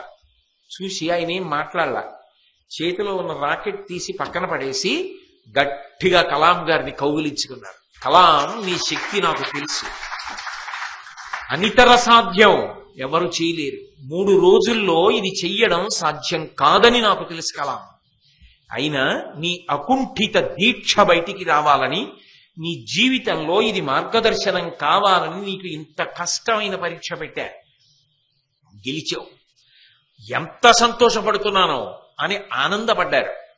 అది నా జీవితంలో మొట్టమొదటిసారి. ఎప్పుడైనా కష్టం వస్తే మనం అనుకున్నది జరగకపోతే కింద పడిపోకూడదు, ఉత్సాహంతో ఊడ్చుకోవాలని తెలిసింది. రెండోసారి ఎప్పుడు అంతకన్నా ఆశ్చర్యకరమైన సంఘటన నాకు ఇది తరచుగా జ్ఞాపకానికి వస్తుంది. ఎప్పుడైనా నేను అనుకున్నది జరగకపోతే నాకు వెంటనే ఈ సంఘటన జ్ఞాపకానికి వస్తూ ఉంటుంది ఎక్కువగా. బహుశా నా జీవితంలో తరచుగా జ్ఞాపకానికి వచ్చేది మహాత్ముల జీవితాల్లో ఉన్నటువంటి విశేషాల్లోంచి తరచుగా నా మనసుని స్పృశించేటటువంటి వాటిల్లో ఇదొక జ్ఞాపకం నాకు. ఎప్పుడు జరిగింది అంటే, ఆయన ఇంజనీరింగ్ అంతా పూర్తి చేసుకున్న తర్వాత ఆయనకి కళ ఏమిటి అంటే ఎయిర్ ఫోర్స్ లో పైలట్ అవ్వాలని, విమానం ఎక్కి విమానం నడపాలి అన్నది ఆయన జీవితాశయం. దానికోసం డెహ్రాడూన్ లో ఇంటర్వ్యూకి బయలుదేరుతున్నారు. అదే సమయంలో ఆయనకి directorate of technical development and production, ministry of defence, రక్షణ శాఖకి సంబంధించినటువంటి వేరొక విభాగంలో కూడా విమానాల తయారీ రూపకల్పనకు సంబంధించినటువంటి ఉద్యోగానికి కూడా ఆహ్వానం వచ్చింది. రెండింటికి ఇంటర్వ్యూ, మౌఖిక పరీక్ష వచ్చింది. ఆయనకి ఆ నమూనా తయారు చేయడం మీద అంత ఆసక్తి లేదు. విమానం ఎక్కి నడపాలని ఆయన కోరికది, ఆయన జీవితాశయం. పైలట్ అవ్వాలని కోరిక ఆయనకి. కాబట్టి డెహ్రాడూన్ పరీక్ష మీద ఆయన మనసుంది. అయినా ముందు ఢిల్లీ వెళ్ళారు. మొట్టమొదట ఇక్కడికి వెళ్ళారు, directorate of technical development and production, ministry of డిఫెన్స్కి వెళ్ళి ఇంటర్వ్యూ ఇచ్చారు. చాలా బాగా చేసేశారు, చాలా బాగా పూర్తయిపోయింది. ఆ ఉద్యోగం ఖాయంగా వస్తుంది అని అనుకున్నారు. అక్కడి నుంచి బయలుదేరారు. కొన్నాళ్ళు ఏదో 4 రోజులు ఢిల్లీలో ఉండి అక్కడి నుంచి డెహ్రాడూన్ వెళ్ళారు. డెహ్రాడూన్ వెళ్ళి ఆ ఇంటర్వ్యూకి వెళ్ళారు. చాలా బాగా చెయ్యగలిగినంత చేశారు. చేసి ఇంకా డెహ్రాడూన్ లో తప్పకుండా తను పైలట్ గా సెలెక్ట్ అవుతాను, తను పైలట్ గా జీవితాన్ని ప్రారంభించడం తన జీవితాశయం అని పరమానందంతో ఎదురు చూస్తున్నారు. 8 ఉద్యోగాలు ఉన్నాయి. ఈయన అందులో ఆ వచ్చినటువంటి వాళ్ళ యొక్క నైపుణ్యాన్ని బట్టి ఆర్డర్ ఆఫ్ మెరిట్ లో 9వ పేరు. అందుకని ఆ ఉద్యోగం రాలా. ఆయనకి ఆకాశం భూమి మీద పడిపోయినట్టు అనిపించింది. ఎంత నిరాశ నిస్పృహలకో గురైపోయారు. అసలు 4 గోడల మధ్య ఆయన కూర్చోలేకపోయారు. ఇంత తపస్సు, ఇంత జీవితాశయం పాడైపోయింది కళ్ళ ముందు. ఆయన మనశ్శాంతి కోసం ఏం చేశారంటే, డెహ్రాడూన్కి దగ్గర కదా ఋషికేశ్ వెళ్ళారు. అప్పటికి ఆయన పుట్టినప్పటి నుంచి గంగానది వైభవం వింటున్నారట. జీవితంలో మొట్టమొదటిసారి ఆ గంగలో స్నానం చేశానని ఆ గంగా స్నానాన్ని వర్ణించారు. వర్ణించి మనశ్శాంతి కావలసి వచ్చింది ఆయనకి. ఏమి ఇలా జరిగింది అని. తనకు అక్కర్లేని ఉద్యోగం అందులో వచ్చింది. ఇందులో ఆ directorate of technical development and production లో వచ్చింది. ఇక్కడ ఎయిర్ ఫోర్స్ లో రావడం మానేసి చాలా బాధతో తిరుగుతూ స్వామి శివానంద ఆశ్రమంలోకి వెళ్ళారు. వెళ్ళేటప్పటికీ సాధు పురుషులు చాలా మంది కూర్చుని ఆ ప్రాంగణంలో ధ్యానం చేస్తున్నారు. ఆ ధ్యానం చేస్తున్నటువంటి సమయంలో కలాం గారు దాచలేదు, నేను మహమ్మదీయుడను, నాకు ఎవరైనా ఇక్కడ ఉన్నటువంటి సాధు పురుషుల్లో ఎవరితో అయినా కాసేపు మాట్లాడాలని కోరికగా ఉంది అన్నారు. మహమ్మదీయుడు కదా, నువ్వేం మాట్లాడతావు అని అనలేదు. వాళ్ళు స్వామి శివానందతో మాట్లాడడానికి అవకాశం ఇచ్చారు. ఆయన మఠాధిపతి. ఆయన లోపల ఉన్నారు, రమ్మన్నారు. కలాం గారు వెళ్ళారు. కూర్చోమ్మని ఇలా ముఖం వంక చూశారు. కలాం గారు వర్ణించారు. ఇంగ్లీష్ పుస్తకం ఎంత అందంగా వర్ణించారు. అసలు చూసేటప్పటికే ప్రశాంత గాంభీర్యం, రాశీభూతమైన ప్రశాంతతలా ఉన్నారు స్వామి శివానంద అని. అసలు పరిచయం చేసుకోవలసిన అవసరం లేకుండా స్వామి శివానంద కలాం గారి వంక చూసి, ఏమి మనసులో ఆందోళనగా ఉన్నావు అన్నారు. నేను తెల్లబోయాను అని రాసుకున్నారు కలాం గారు. నా మనసులో ఉన్న అసంతృప్తి స్వామి శివానందకి ఎలా తెలిసిందో నాకు ఎప్పటికీ అర్థం కాదు అన్నారు. వెంటనే ఈ విషయం చెప్పారు. నా జీవితాశయం పైలట్ అవ్వాలనుకున్నాను, కానీ నేను పైలట్ అవ్వలేకపోయాను. నేను అనుకోలేదు, నాకు ఈ విమానాల నమూనా మీద పెద్ద ఆసక్తి లేదు, కానీ నాకు ఆ ఉద్యోగం వచ్చింది ఢిల్లీలో. డెహ్రాడూన్ వచ్చినటువంటి పరీక్షలో నాకు ఈ ఉద్యోగం రాలేదు, చాలా బాధగా ఉంది, నేనేం చెయ్యను అని అడిగాడు. స్వామి శివానంద చాలా తేలికగా నవ్వి అన్నారు, ఈశ్వరుడు నిన్నేం చెయ్యాలనుకుంటున్నాడో నీకేం తెలుసు? ఈశ్వరుడు నిన్ను ఏం చెయ్యాలనుకుంటున్నాడో అది నువ్వు కా, ఆయన చేతి పనిముట్టువు కా. ఆయన నిన్నేం చేస్తాడో నువ్వే గ్రహించు, నీకే తెలుస్తుంది రాబో కాలంలో. ఇది నాకు కావాలి, ఇది నాకు వద్దని ఎందుకంటావు? ఈశ్వరుడు నిన్ను ఢిల్లీ రమ్మంటున్నాడు, అక్కడికే వెళ్ళు, తర్వాత ఏమవుతావో చూడు అన్నారంతే. ఆయన చెప్పిన మాట గుండెల్లో నాటుకుంది కలాం గారికి. భగవంతుడు నిన్ను అది చెయ్యమంటున్నాడు, ఆయన ఉద్దేశ్యం ఏమిటో నిన్ను విమానం నడపడానికి రమ్మంటం లేదు, ఆయన చెప్పినదే పాటించు, నువ్వేమవుతావో చూడు అన్న మాట విని ఆయనకి ఎక్కడ లేని తృప్తి కలిగింది. ఢిల్లీ వచ్చి జాయిన్ అయ్యారు. ఆ తర్వాత ఆయన రాసిన మాట ఏమిటో తెలుసా? I have occupied the highest office in Delhi. భారత రాష్ట్రపతి కార్యాలయం అంటే ఈ దేశంలో అత్యున్నతమైనటువంటి పదవి. ఆ రోజు స్వామి శివానంద చెప్పారు, అక్కడ ఢిల్లీలో నాకు ఇష్టం లేదనుకుని మొదలుపెట్టిన ఉద్యోగం భారత రాష్ట్రపతి అయ్యారు. ఆ తర్వాత ఆయన శాస్త్రవేత్తగా ఈ దేశానికి ఎంత సేవ చేశారో. పిల్లలతో మాట్లాడాలి, పిల్లలు ఊంచుకోవాలి, ఇలాంటి కష్టం వచ్చినప్పుడు తట్టుకోగలగాలి, దానికి ఊరట కావాలి. ఆనాడు భీష్ముడు ఏది చెప్పాడో అదే కలాం గారి జీవితంలో కూడా జరిగి సఫలీకృతమయ్యారు. ఆనాడు భీష్ముడు చెప్పిందే స్వామి శివానంద చెప్పారు. అంటే ఇవన్నీ ఛాదస్తాలు కావు, సరిగా అర్థం చేసుకుని అన్వయం చేసుకోగలిగితే జీవితంలోకి ఎవరి జీవితమైనా సఫలీకృతమవుతుంది. ఆవుని చంపేద్దాం అనుకున్నవాడు ఇది పిచ్చి కుక్క అని పేరు పెట్టి చంపేయడం ఎంత తప్పో, ఇంత పవిత్రమైన విషయాల్ని ఛాదస్తం అని పేరు పెట్టి చెప్పనివ్వకపోవడం, వినకపోవడం, వాటి మీద దుష్ప్రచారం చేయడం అంత తప్పు. కాబట్టి అందుకు చెప్తున్నాడు భీష్ముడు, నేను మీకు భీష్ముడి దగ్గర నుంచి ఇప్పటి వరకు రామాయణం నుంచి ఎన్ని చోట్ల ఇలా వైక్లభ్యాలు వచ్చినప్పుడు భగవద్భక్తితో ఊంచుకున్నారో వాళ్ళందరూ ఎంత కీర్తి శిఖరాలు అధిరోహించారో ఉదాహరణ చూపించడానికి నేను మీకు కలాం గారి జీవితంలోంచి కూడా ఈ విషయాన్ని అన్వయం చేశాను. కాబట్టి విను ఉద్యోగము రెంటి ఇందు పరముర్వీనాథ, భగవద్ అనుగ్రహం ఉంటుందయా ఎప్పుడు, కానీ ప్రధానమేమి నీ ప్రయత్నం మాత్రం ఉండాలి. నువ్వు ప్రయత్నం మొదలు పెట్టాలి దేనికైనా. అలాగే ఉద్యోగవంతులకు దైవము తొట్పడంగ ఫలసిద్ధుల్ సేకురున్, ప్రయత్నం చేసిన వాడికి ఈశ్వరానుగ్రహం కలిసి వచ్చిన నాడు ఆయన అనుకున్న కార్యక్రమం జరిగి తీరుతుంది. ఒకవేళ జరగకపోతే బెంగపెట్టుకోకు, అది ఎందుకో జరగకుండా ఉండడం మంచిదని ఈశ్వరుడు ఆపాడు. అలాగే మానుషంబున కొక్కొక్కడ సిద్ధి తప్పిన వగల్వందంగరానీక, ఒక్కొక్కసారి మనం అనుకున్నది జరగకపోవచ్చు, అలా జరగకపోయినా వగల్వందంగరానీక, అయ్యో ఇది జరగలేదని దుఃఖంతో నేల మీద పడిపోకుండా ఉంచుకోవడం నేర్చుకోసుమా. ఆ పని దైవోపహతంబుగా కనుట భూపాలార్హ వృత్తంబగున్, ఆ పని జరగకపోవడంలో కూడా ఈశ్వరానుగ్రహం ఉందని తెలుసుకున్న వాడెవరో అటువంటి రాజు తాను ఊంచుకుంటాడు, తన ప్రజలు కూడా జీవితంలో ఊంచుకునేటట్టు మార్గదర్శకుడై నిలబడగలుగుతాడు. కాబట్టి ధర్మరాజా ఇది నేర్చుకో జీవితంలో. ఇప్పుడు అందులోకి అన్నీ ఏమొచ్చేసాయి? నువ్వనుకున్నట్టు కర్ణుడి గురించి ముందు తెలిసిపోవాలన్న బాధ నీకెందుకు? ఏదో ఉంది ఈశ్వరానుగ్రహం, అందుకు ముందు తెలియనివ్వలేదు. ఏదో ఉంది ఈశ్వరానుగ్రహం, కర్ణుడు పడిపోయాడు. నిజం కదూ, ఆ కర్ణుడు లేకపోతే దుర్యోధనుడు యుద్ధానికి వస్తాడా? అధర్మం అంతా పడిపోతుందా? అంటే జల్లెడ పట్టేస్తున్నాడు భీష్ముడు.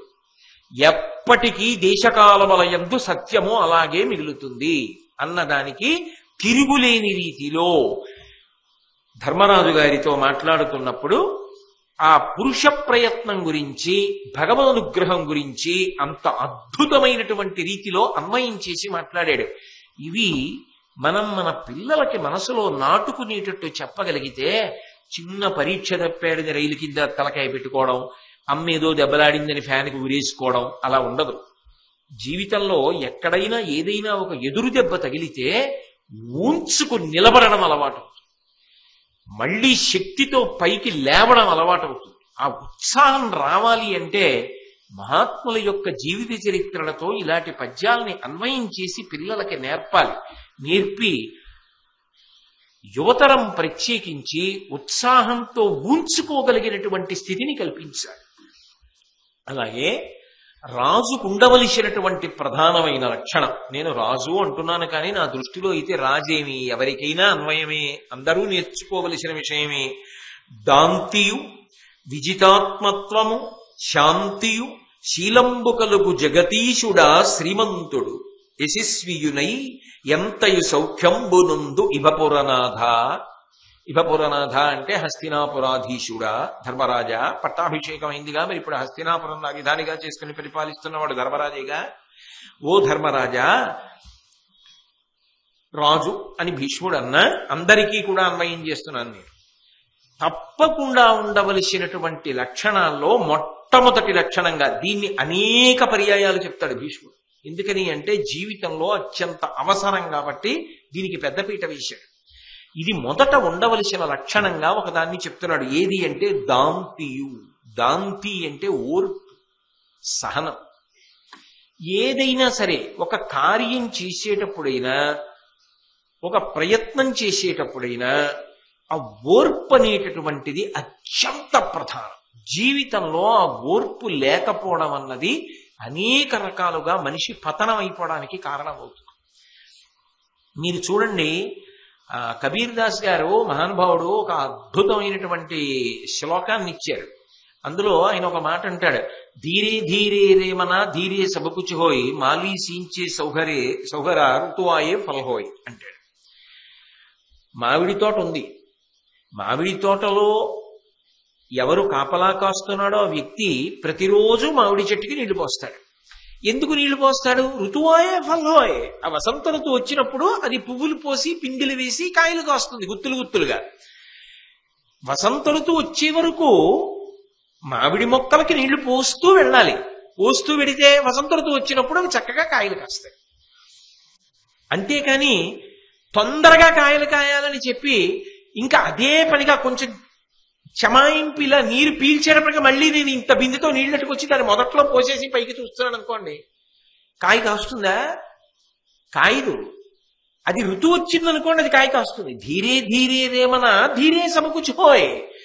మెల్లమెల్లగా మెల్లమెల్లగా అడుగులువి. కాశీ వెళ్ళాలనుకున్నాడు అనుకోండి, కాశీ పెడతారా అంటే ఎలా అవుతుంది? అవదు. నేను ఒకసారి అన్నవరం ఒక్కడిని పాదయాత్ర చెయ్యాలనిపించింది. ఎందుకు ఆ ఆలోచన పుట్టింది. అన్నవరం పాదయాత్రగా బయలుదేరదాం. ఎలా బయలుదేరాలి, ఏం చేయాలని ఆలోచన వచ్చింది. ఇక్కడి నుంచి అన్నవరం సత్యనారాయణ స్వామి వారి దగ్గరికి వెళ్ళేంత వరకు భాగవతంలో నాకు ఎన్ని విషయాల్లో ఎన్ని పద్యాలు వచ్చో అన్ని పద్యాలు నేను నెమర వేసుకుంటూ ఆ పద్యాలు తలుచుకుంటూ మళ్ళీ ఒకసారి జ్ఞాపకం చేసుకుంటూ చదువుకుంటూ అన్నవరం వెళ్ళాలి అనుకున్నాను. తెల్లవారగట్ట బయలుదేరి నడుస్తున్నాను. నడుస్తూ నడుస్తూ నడుస్తూ 8 ఆ సమయానికి పిఠాపురం చేరాను. ఓ అమ్మవారి గుడి దగ్గర అరుగులా ఉంటే కూర్చున్నాను. అలా వెడితూ ఒక ఆయన పొద్దున్నే అక్కడికి వచ్చాడు.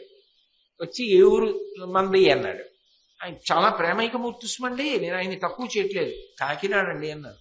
ఎందాక ప్రయాణం అన్నాడు. అన్నవరం పెడుతున్నాను. బస్సులున్నాయిగా అన్నాడు. కాదు, నేను నడిచి వెళ్ళాలనుకున్నాను అన్నాడు. ఎందుకు అన్నాడు. డబ్బులు లేవా ఎందుకు అన్నాడు. కాదు, నాకే నడవాలనిపించింది, నడుస్తున్నానన్నాడు. నడవలేవు, అన్నవరం దగ్గర దాపా, అన్నవరం నడవడం ఏమిటి, బస్సు ఎక్కి అన్నాడు. అలాగే అన్నాడు. పిఠాపురంలో నన్ను చూసిన వ్యక్తి అన్నవరం నడవడం ఏమిటి అన్నాడు. ఇంకొక ఆయన కాసేపు ఆగి కనబడ్డాడు. ఆయన ఇది అడిగాడు, ఎక్కడ దాకా వెళ్తున్నారన్నాడు. అన్నవరం వెళ్తున్నానండి అన్నాడు.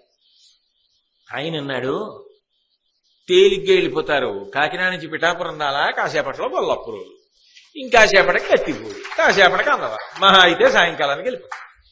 చక్కగా సంతోషంగా నడవండి, కాళ్ళని పెడితే కాసేపు కూర్చోండి చెట్టు కింద అన్నాడు. ఒకడు ఉత్సాహవంతుడు, ఒకడు అలా చూశాడు, ఇంకొకడు నిరుత్సాహంతో చూశాడు. కానీ నువ్వు మాత్రం ఉంచుకోవాలి, బెంగపెట్టుకోకూడదు, నడవాలి.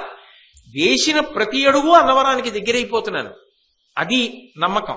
ఒక అడుగేశాను అనుకోండి, అన్నవరం దగ్గరికి వచ్చేస్తాను కదా. వేసిన ప్రతి అడుగు అన్నవరం దగ్గరికి వెళ్ళిపోతున్నాను. అనుకున్న నాడు అడుగు వేయడంలో సంతోషం ఉంది. ధీరే ధీరే రేమన ధీరే సబకు చోయ్ మాలి సీంచే సౌఘర ఋతువాయే ఫల్ హోయ్. ప్రతిరోజు తోటమాలి నీళ్లు పోస్తుంటే చెట్టుకి వసంత ఋతువు వచ్చినప్పుడు కావలసినన్ని కాయలు, తోటంతా మామిడికాయలు మామిడి పళ్ళు వస్తాయి. కానీ ఎదురు చూడగలగాలి, ఓర్పు ఉండాలి. ఓర్పు లేకపోతే ఎప్పుడో వసంత ఋతువు మామిడికాయలు ఏంటండి, ఈ చెట్లు నరికేసి అమ్మేస్తాను, దిక్కుమాలిన గొడవ, ఏదో రూపాయి వస్తుందంటే అమ్మేయి. కానీ ఇక మళ్ళీ జీవితంలో మామిడికాయలు మాత్రం కోయలేవు వసంత ఋతువుకి. కానీ చెట్లుంచి ఎదురు చూడగలిగితే ప్రతి వసంత ఋతువుకి మామిడికాయలు వస్తాయి. రైతు వ్యవసాయం చేస్తున్నప్పుడు ఇవాళ పొద్దున్నేస్తే సాయంకాలానికి పంట వస్తోందా? ఎన్ని నెలలు ఎండనక రాత్రనక కష్టపడుతున్నాడు. ఎంత కష్టపడితే పంట ఇంటికి వస్తోంది. దేనికైనా ఓర్పు ఉండాలి మనిషికి. ఆ ఓర్పు లేదనుకోండి వాడు కార్యాన్ని సాధించలేడు. ఇవాళ తలపెట్టి సాయంకాలానికి అది అయిపోవాలి, అది అవ్వలేదు, కంగారు, రక్తపోటు, అనారోగ్యం తప్ప చక్కగా ప్రణాళికాబద్ధంగా కార్యక్రమాన్ని చేయడం, తాను చెయ్యవలసింది చేస్తూ భగవంతుని యొక్క అనుగ్రహాన్ని అపేక్షించడం, ఆ ఓర్మితో ఉండడం. మనిషికి చేత కాలేదనుకోండి అటువంటి వ్యక్తి ఏదీ సాధించలేడు. ఆ ఓర్పు చాలా అవసరం. అంతేకాదు, మీరు ఒకటి బాగా జ్ఞాపకం పెట్టుకోండి, ఓర్పు లేని వ్యక్తి ఎంత పైకెక్కాడో అంత తొందరగా జారిపోతాడు. ఎందుకో తెలుసా? మనిషిని తొందరగా పాడు చేసేయడానికి తేలిక మార్గం ఏమిటో తెలుసా? ఆయన అంత ప్రతిష్ట సంపాదించుకున్నాడు, ఆయన అంత కీర్తివంతుడయ్యాడు అని ఒకడు అసూయ పొందాడు అనుకోండి, ఆయన ఓర్పు కోల్పోయి యువతలవాడు ఎంత హీనస్థితిలో తిరుగుతుంటాడో అంత హీనస్థితికి అవతలాయన్ని కూడా దిగజార్చేద్దామంటే ఆయన ఓర్పు పోగొట్టుకునేటటువంటి ప్రయత్నం చేయడమే. ఆయన ఓర్పు పోయే పనులు వాడు చేస్తున్నాడు అనుకోండి, ఈయన ఓర్పుని కోల్పోయి వాడిలాగే ప్రవర్తించాడు అనుకోండి, అప్పుడు ఆయనకి వాడికి ఏమిటి తేడా? అప్పుడు ఏమంటారు అందరూ? ఏమండి, కుక్క కుక్కే, ఏనుగు ఏనుగే. కుక్క మురిగిందని ఏనుగు కుక్క అయితే ఎలా?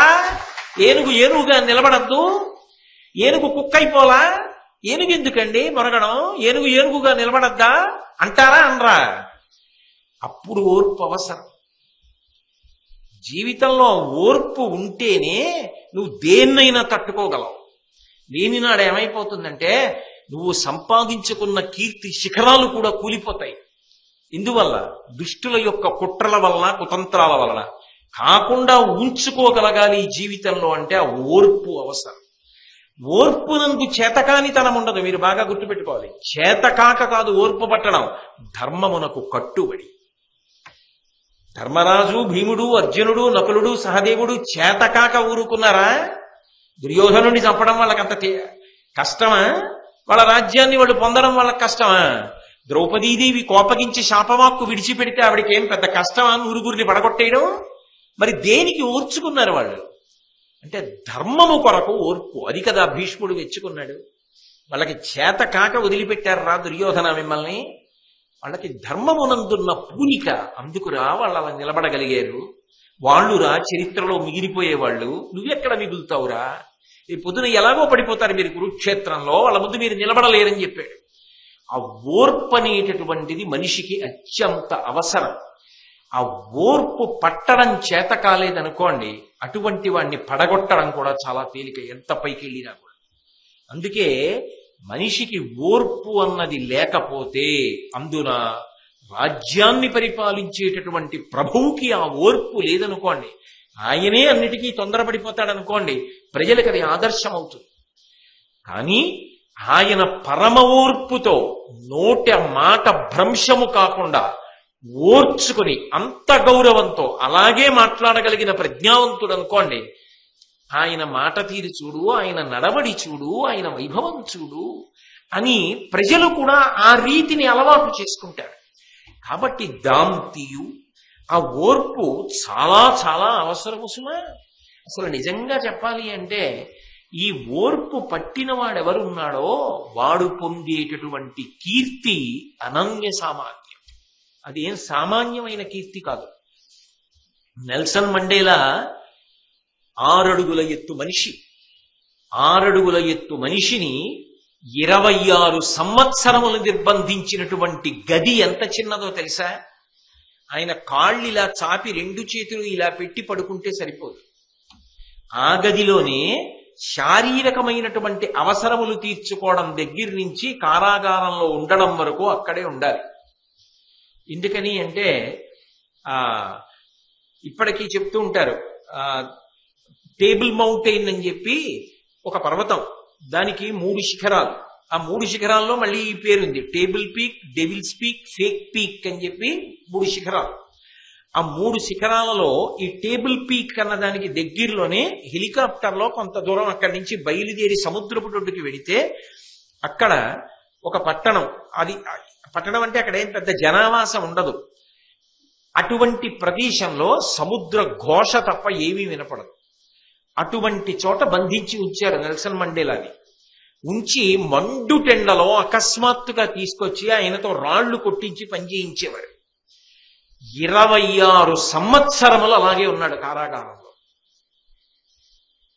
జాతి వివక్షకు వ్యతిరేకంగా పోరాటం చేసి. ఆయనని అంత చీకట్లో కారాగారంలో ఉంచి అకస్మాత్తుగా మండుటెండలోకి తీసుకొచ్చి రాళ్లు కొట్టించడంలో వెలుతురు కళ్ళల్లో పడి ఆయన దృష్టి పోయింది.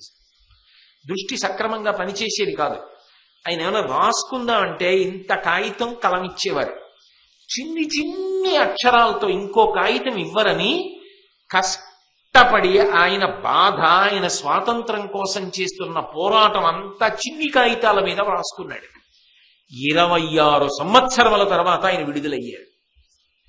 ఎ లాంగ్ వాక్ టు ఫ్రీడమ్ అని ఆ చిన్న చిన్న అక్షరాలతో ఆయన జైల్లో వ్రాసుకున్నటువంటి కాగితాలు తరువాత పుస్తకంగా వచ్చాయి. ఆయన దక్షిణాఫ్రికాకి అధ్యక్షుడయ్యాడు. అయిన తరువాత ఎవరు ఆయనని కారాగారంలో పెట్టారో అటువంటి వాళ్ళందరినీ కూడా మంత్రి పదవులు ఇచ్చి ఆయన సమాన ధర్మంతో గౌరవించి ఆచరించి ప్రపంచానికి మార్గదర్శకుడయ్యాడు. 26 ఏళ్లు కారాగారవాసం చేశాడండి నెల్సన్ మండేలా. ఏం మాటవా? భీష్ముడు ఆనాడు చెప్పింది ఈనాటికి ఎవరు అలా ఓర్మితో తట్టుకోగలిగారో వాళ్ళు చిరంజీవులయ్యారు. మహానుభావుడు అరబిందోని తీసుకెళ్లి కారాగారంలో పెడితే భగవద్గీతకు అంతటికీ కూడా వ్యాఖ్యానం రాశాడు ఆయన అందులో కూర్చొని. మహాత్ముల జీవితాలే ఎంత ఓర్పు పట్టారు. ఆ ఓర్పు లేని నాడు తొందరపడిపోతే వాళ్ళ జీవితాలు అపభ్రంశమైపోవు. అబ్రహాం లింకన్ అమెరికాకు అధ్యక్షుడయ్యాడు. అధ్యక్షుడైన తర్వాత దేశాన్ని వృద్ధిలోకి తీసుకురావడానికి పెట్టుబడులు పెట్టించాలని ఐశ్వర్యవంతులందరినీ కూర్చోబెట్టి సభ చేస్తున్నాడు ఆయన. సభ చేసి మాట్లాడుతుంటే అందులో ఒక ఐశ్వర్యవంతుడికి కోపం వచ్చింది. వీళ్ళ నాన్న నాకు చెప్పులు కుట్టేవాడు ఒకప్పుడు, ఇప్పుడు ఆ చెప్పులు కుట్టేవాడు కొడుకు దేశాధ్యక్షుడు అయ్యాడు, మమ్మల్ని కూర్చోబెట్టి పెద్ద ప్రసంగం అని కోపం వచ్చి అధ్యక్షుడు ఎదురుగుండా కాలు మీద కాలు వేసుకుని ప్యాంటు కొంచెం పైకి వెళ్లి షూ అంటే ఆ వేసుకున్న బూటు కనపడేటట్టుగా కాలు ఊపుతున్నాడు. చూశాడు లింకన్, అయినా ఆయన ఏం అనలేదు. అయినా ఏమీ అంటలేదని ఒక్కొక్కడి క్రౌర్యం అలా ఉంటుంది. వాడి ఓర్పు చూసినా మారడం. ఆ క్రౌర్యం తట్టుకోలేక మధ్యలో లేచి, లింకన్ మీ నాన్న బూట్లు కుట్టేవాడు, మీ నాన్న కుట్టిన బూట్లు నేను వేసుకున్నవి, ఏదో కాలం కలిసి వచ్చి బూట్లు కుట్టేవాడి కొడుకువి అధ్యక్షుడు అయ్యావు, ఏదో పెద్ద మాకు పాఠం చెప్పగలిగిన వాళ్ళ ప్రసంగాలు చేయకు అన్నాడు. ఒక్క క్షణం నిరుత్తురుడయ్యాడు అబ్రహాం లింకన్. దేశాధ్యక్షుడిగా ఆయన ఏమైనా చేయొచ్చు, కానీ ఓర్పు గొప్పతనం ఏమిటో జ్ఞాపకానికి వచ్చి నిజమే మా నాన్నగారు బూట్లు కుట్టారు, బూట్లు కుట్టిన డబ్బుతోనే నన్ను చదివించారు, ఈ స్థితికి తీసుకొచ్చారు. అంతేకాదు మా నాన్నగారు నాకు బూట్లు కుట్టడం నేర్పారు. ఇప్పుడు మా నాన్నగారు లేరు, శరీరం వదిలిపెట్టేశారు. మీకు మా నాన్నగారు బూట్లు కుట్టారంటున్నారు కదా, ఎప్పుడైనా మీరు వేసుకున్న బూటు మీకు ఇబ్బంది పెడితే మా నాన్నగారు బాగా కుట్టలేదని మీరు అనుకోకండి, నాకు పట్టుకొచ్చి ఇవ్వండి, మీ బూటు నేను సరిచేసి పెడతాను. మా నాన్న కుట్టిన బూట్లు సరిదిద్దడంలో నాకు అంత సంతోషం ఉందన్నాడు. సిగ్గుపడిపోయాడు ఆ మాట అన్న వ్యక్తి. లింకన్ ఓర్పు పట్టకుండా ఇంకొకలా మాట్లాడుంటుంటే ఇవాళ నేను ఈ దృష్టాంతాన్ని చెప్పుండేవాడినా. దాంతియు ప్రభువుకి అది ఉన్ననాడు ప్రజలకు అలవాటు పడుతుంది, ప్రభువులకే అది లేని నాడు, ప్రభువులకే ధూర్తతనం ఉన్ననాడు, వాళ్ళకే ఓర్పు లేనినాడు ఇక ప్రజలకు ఎక్కడి నుంచి ఉంటుంది? అందుకే సహనాన్ని పోగొట్టడానికి ప్రయత్నం చేసే వాళ్ళకన్నా సమాజమునకు చీడ పురుగులు ఇంకొకళ్ళు ఉండరు. అందుకే ఆ సహనమును అలవాటు చేయడం ఎవరు మాట్లాడతారో, ఎవరు నేర్పుతారో, ఎవరి జీవితాలు అలా మార్గాన్ని చూపిస్తాయో అటువంటి వాళ్ళు సమాజమునకు సంరక్షకులు. ఉత్తమమైన గుణాన్ని పిల్లలకి ప్రోధి చేస్తారు. కాబట్టి ధర్మరాజా, దాంతియు, ఆ ఓర్పు అనేటటువంటిది అత్యంత ప్రధానమైనటువంటి గుణము సుమా. అది బాగా నేర్చుకోవాలి సుమా. విజితాత్మత్వము. ఎప్పుడూ కూడా మనిషి తనని తాను ముందు గెలవగలగాలి. తనని తాను గెలవడం అంటే వీధిలో ఉన్న వాళ్ళందరినీ గెలవడం, రాజ్యాలు చేయడం పెద్ద విషయం కాదు. లోకములన్నీయున్ గెలిచినాడవు ఇంద్రియానీకము చిత్తమున్ గెలువనేరవు నిన్ను నిబద్దు చేయు భీషణ శత్రులాందుల ప్రభిందుల చేసిన నీకు ప్రాణికోటిలో నీకు విరోధి లేడొకడు నిర్పున చూడుము ధనవేశ్వర అంటాడు ప్రహ్లాదోపాఖ్యానంలో ప్రహ్లాదుడు. తనని తాను గెలవడం అంటే అసలు తన బలహీనతలు ఏమిటో తను బాగా తెలుసుకోవడం. లోకంలో రామాయణం చెప్పండి అంటే గంటన్నర చెప్పచ్చు, భారతం చెప్పండి అంటే ఓ గంటన్నర మాట్లాడచ్చు. మీ బలహీనతలు ఏమిటో చెప్పండి, మీ బలం ఏమిటో చెప్పండి అంటే నా బలహీనత ఇది అని గుర్తురాదు. ఊళ్ళో ఉన్న విషయాలన్నీ తప్పులెంచడం తేలిక. తన బలహీనత తాను తెలుసుకుని తన బలహీనతని గెలవడానికి ప్రయత్నం చేయడం అంత తేలిక. రామకృష్ణ పరమహంస దగ్గరికి ఓ తల్లి వెళ్ళి, మా పిల్లాడు అస్తమానం బెల్లం తింటున్నాడండి, తినద్దని చెప్పండి అంది. ఒక్క వారం పోయాక తీసుకురామ్మా అన్నారు. ఓ వారం పోయాక తల్లి తీసుకెళ్ళింది. బెల్లం తినకరా అబ్బాయి అన్నారు. ఏమిటండి ఇది చెప్పడానికి వారం పోయాక తీసుకురమ్మన్నారు, కిందటి వారమే చెప్పచ్చు కదా. అమ్మా నాకు బెల్లం తినే అలవాటు ఉందమ్మా, నేను అది చెప్పడానికి ముందు అర్హత సంపాదించుకోవాలి కదా, అందుకని ఈ వారం రోజులు బెల్లం తినడం ఎలా మానేయాలో బాగా అలవాటు చేసుకుని ఇప్పుడు మీ అబ్బాయికి చెప్పానమ్మా అన్నారు. మహాత్ములు కదండి వాళ్ళు. కాబట్టి విజితాత్మత్వము, నిన్ను నువ్వు గెలవడం నేర్చుకో. ముందు ఏది ఉండాలి అంటే నీ బలహీనత ఏమిటో నువ్వు గుర్తెరుగు. ఇంకొకళ్ళు చెప్తారు, తల్లి చెప్తుంది, తండ్రి చెప్తాడు, గురువు చెప్తాడు, సమాజంలో పెద్దలు చెప్తారు, కోప్పడకు. నీ బలహీనత ఏమిటో నువ్వు తెలుసుకుని అది అధిగమించే ప్రయత్నం చెయ్యి. ఈ బలహీనత నాకు ఉండకూడదు, ఇది ఒక్కటి ఉంటే ప్రమాదము సుమా. కష్టపడి తెచ్చుకున్న ఎటి నీళ్లు బిందికి కన్నా ఉంటే ఏం ప్రయోజనం? తెల్లవారి తాగడానికి ఉంటాయా? కుండలు కారిపోతాయి. బలహీనతలు ఏ ఉన్నాయో ఆ బలహీనతలను నిన్ను నువ్వే పరిశీలించుకో. ఇవి ఉండొచ్చా మనుష్య జన్మలెత్తి నాకెందుకు ఈ బలహీనతలు?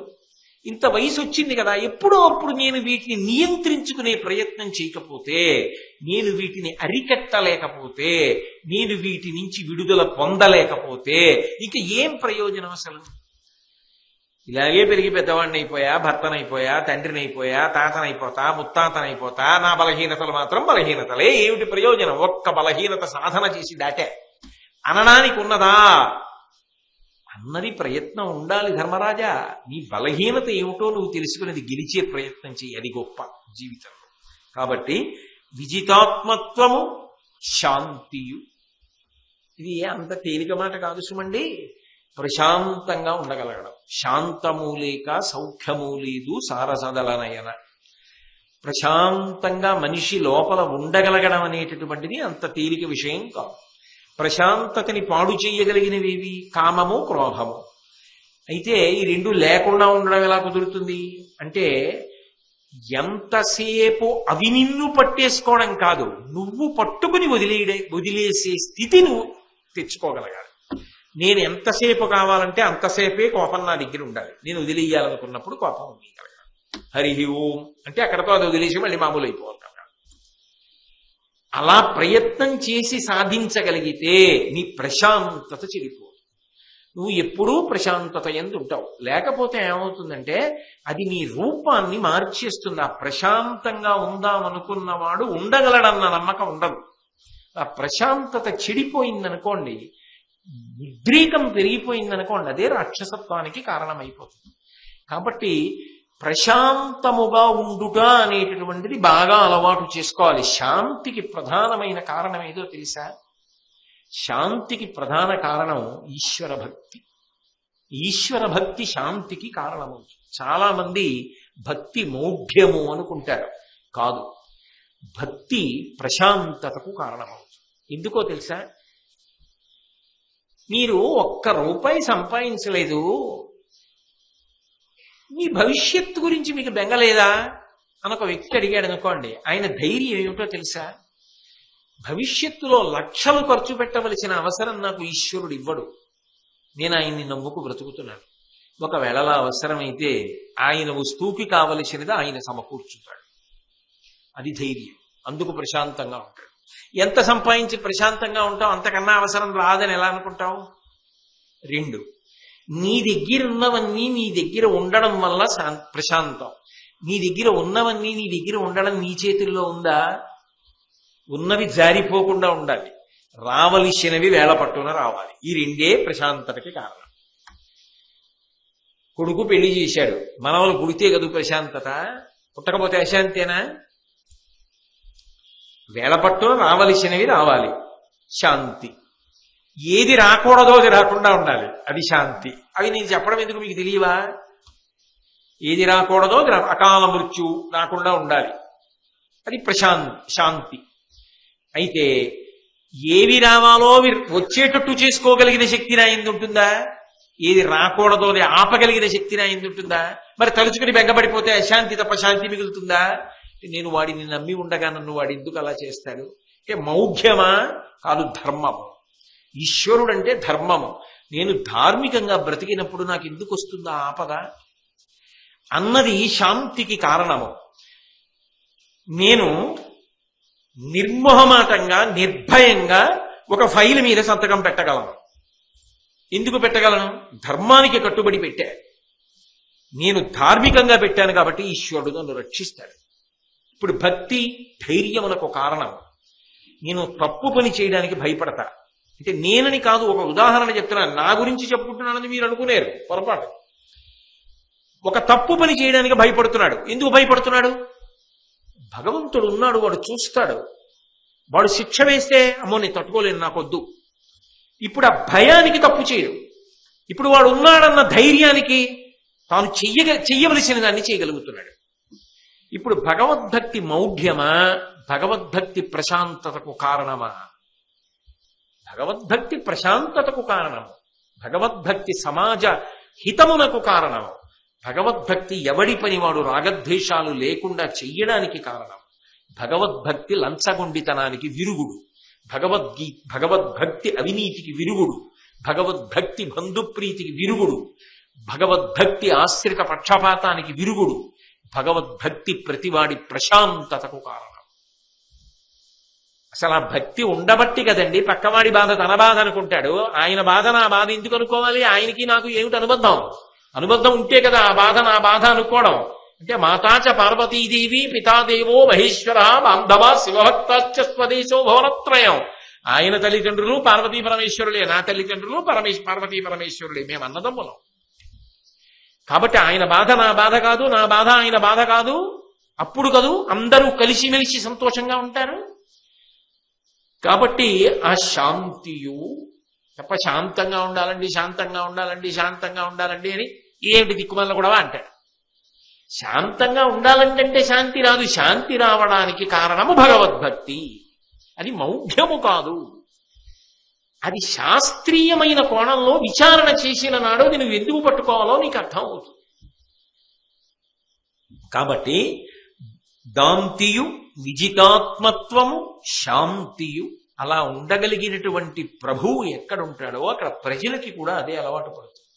ఇవే లక్షణాలన్నీ ప్రజలకి కూడా వస్తాయి. ప్రభువు ధర్మాన్ని నమ్మి ధైర్యంగా ఉంటాడు. ప్రభువు ధర్మం కొరకు భయపడుతూ ఉంటాడు. ప్రజలందరూ ధర్మాన్ని నమ్మి ధైర్యంగా ఉంటారు.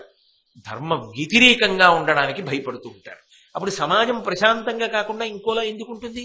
భక్తిగా ఉండమంటే ఎందుకు గుండెలు బాదుకోవడం? భక్తి అంటే మౌఢ్యంగా ఉండమనే.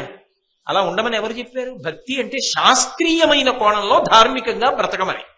అందుకని మౌఢ్యాన్ని భక్తిలోకి ఎందుకు తీసుకొచ్చి మాట్లాడతాం అసలు? కాబట్టి శాంతియు శీలంబు కలుగు, శీలము కలిగినటువంటి వాడై ప్రభు ఉంటే ప్రజలందరికీ కూడా శీలము అలవాటు పడుతుంది. శీలం అంటే నడవడి, ప్రవర్తన. తెలిసి ఉండడం ఒకెత్తు, తెలిసున్న దాన్ని ఆచరించడం ఒకెత్తు. ఎన్ని తెలిసుండనివ్వండి, అందులో ఏ ఒక్క విషయాన్ని ఆచరణలోకి తీసుకురాడనుకోండి, ఏమిటి ఉపయోగం? కాపాడుతుందా? అది చాలా తెలుసు, ఆచరించింది లేదు, కాపాడుతుందా?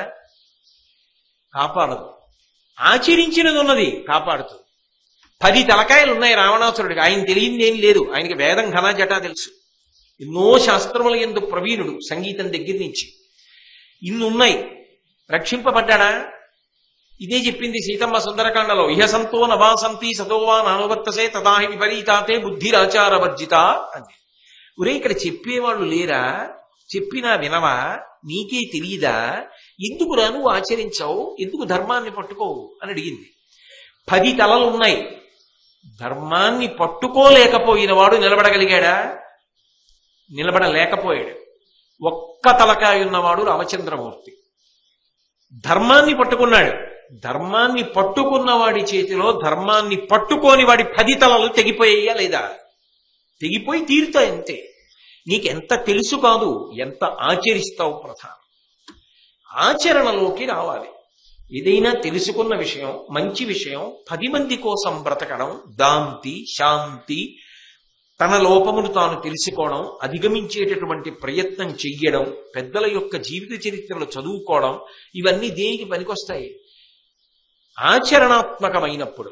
ఆచరణలోకి తెచ్చుకునేటప్పుడు కొన్ని ఉత్థాన పతనములు ఉంటాయి.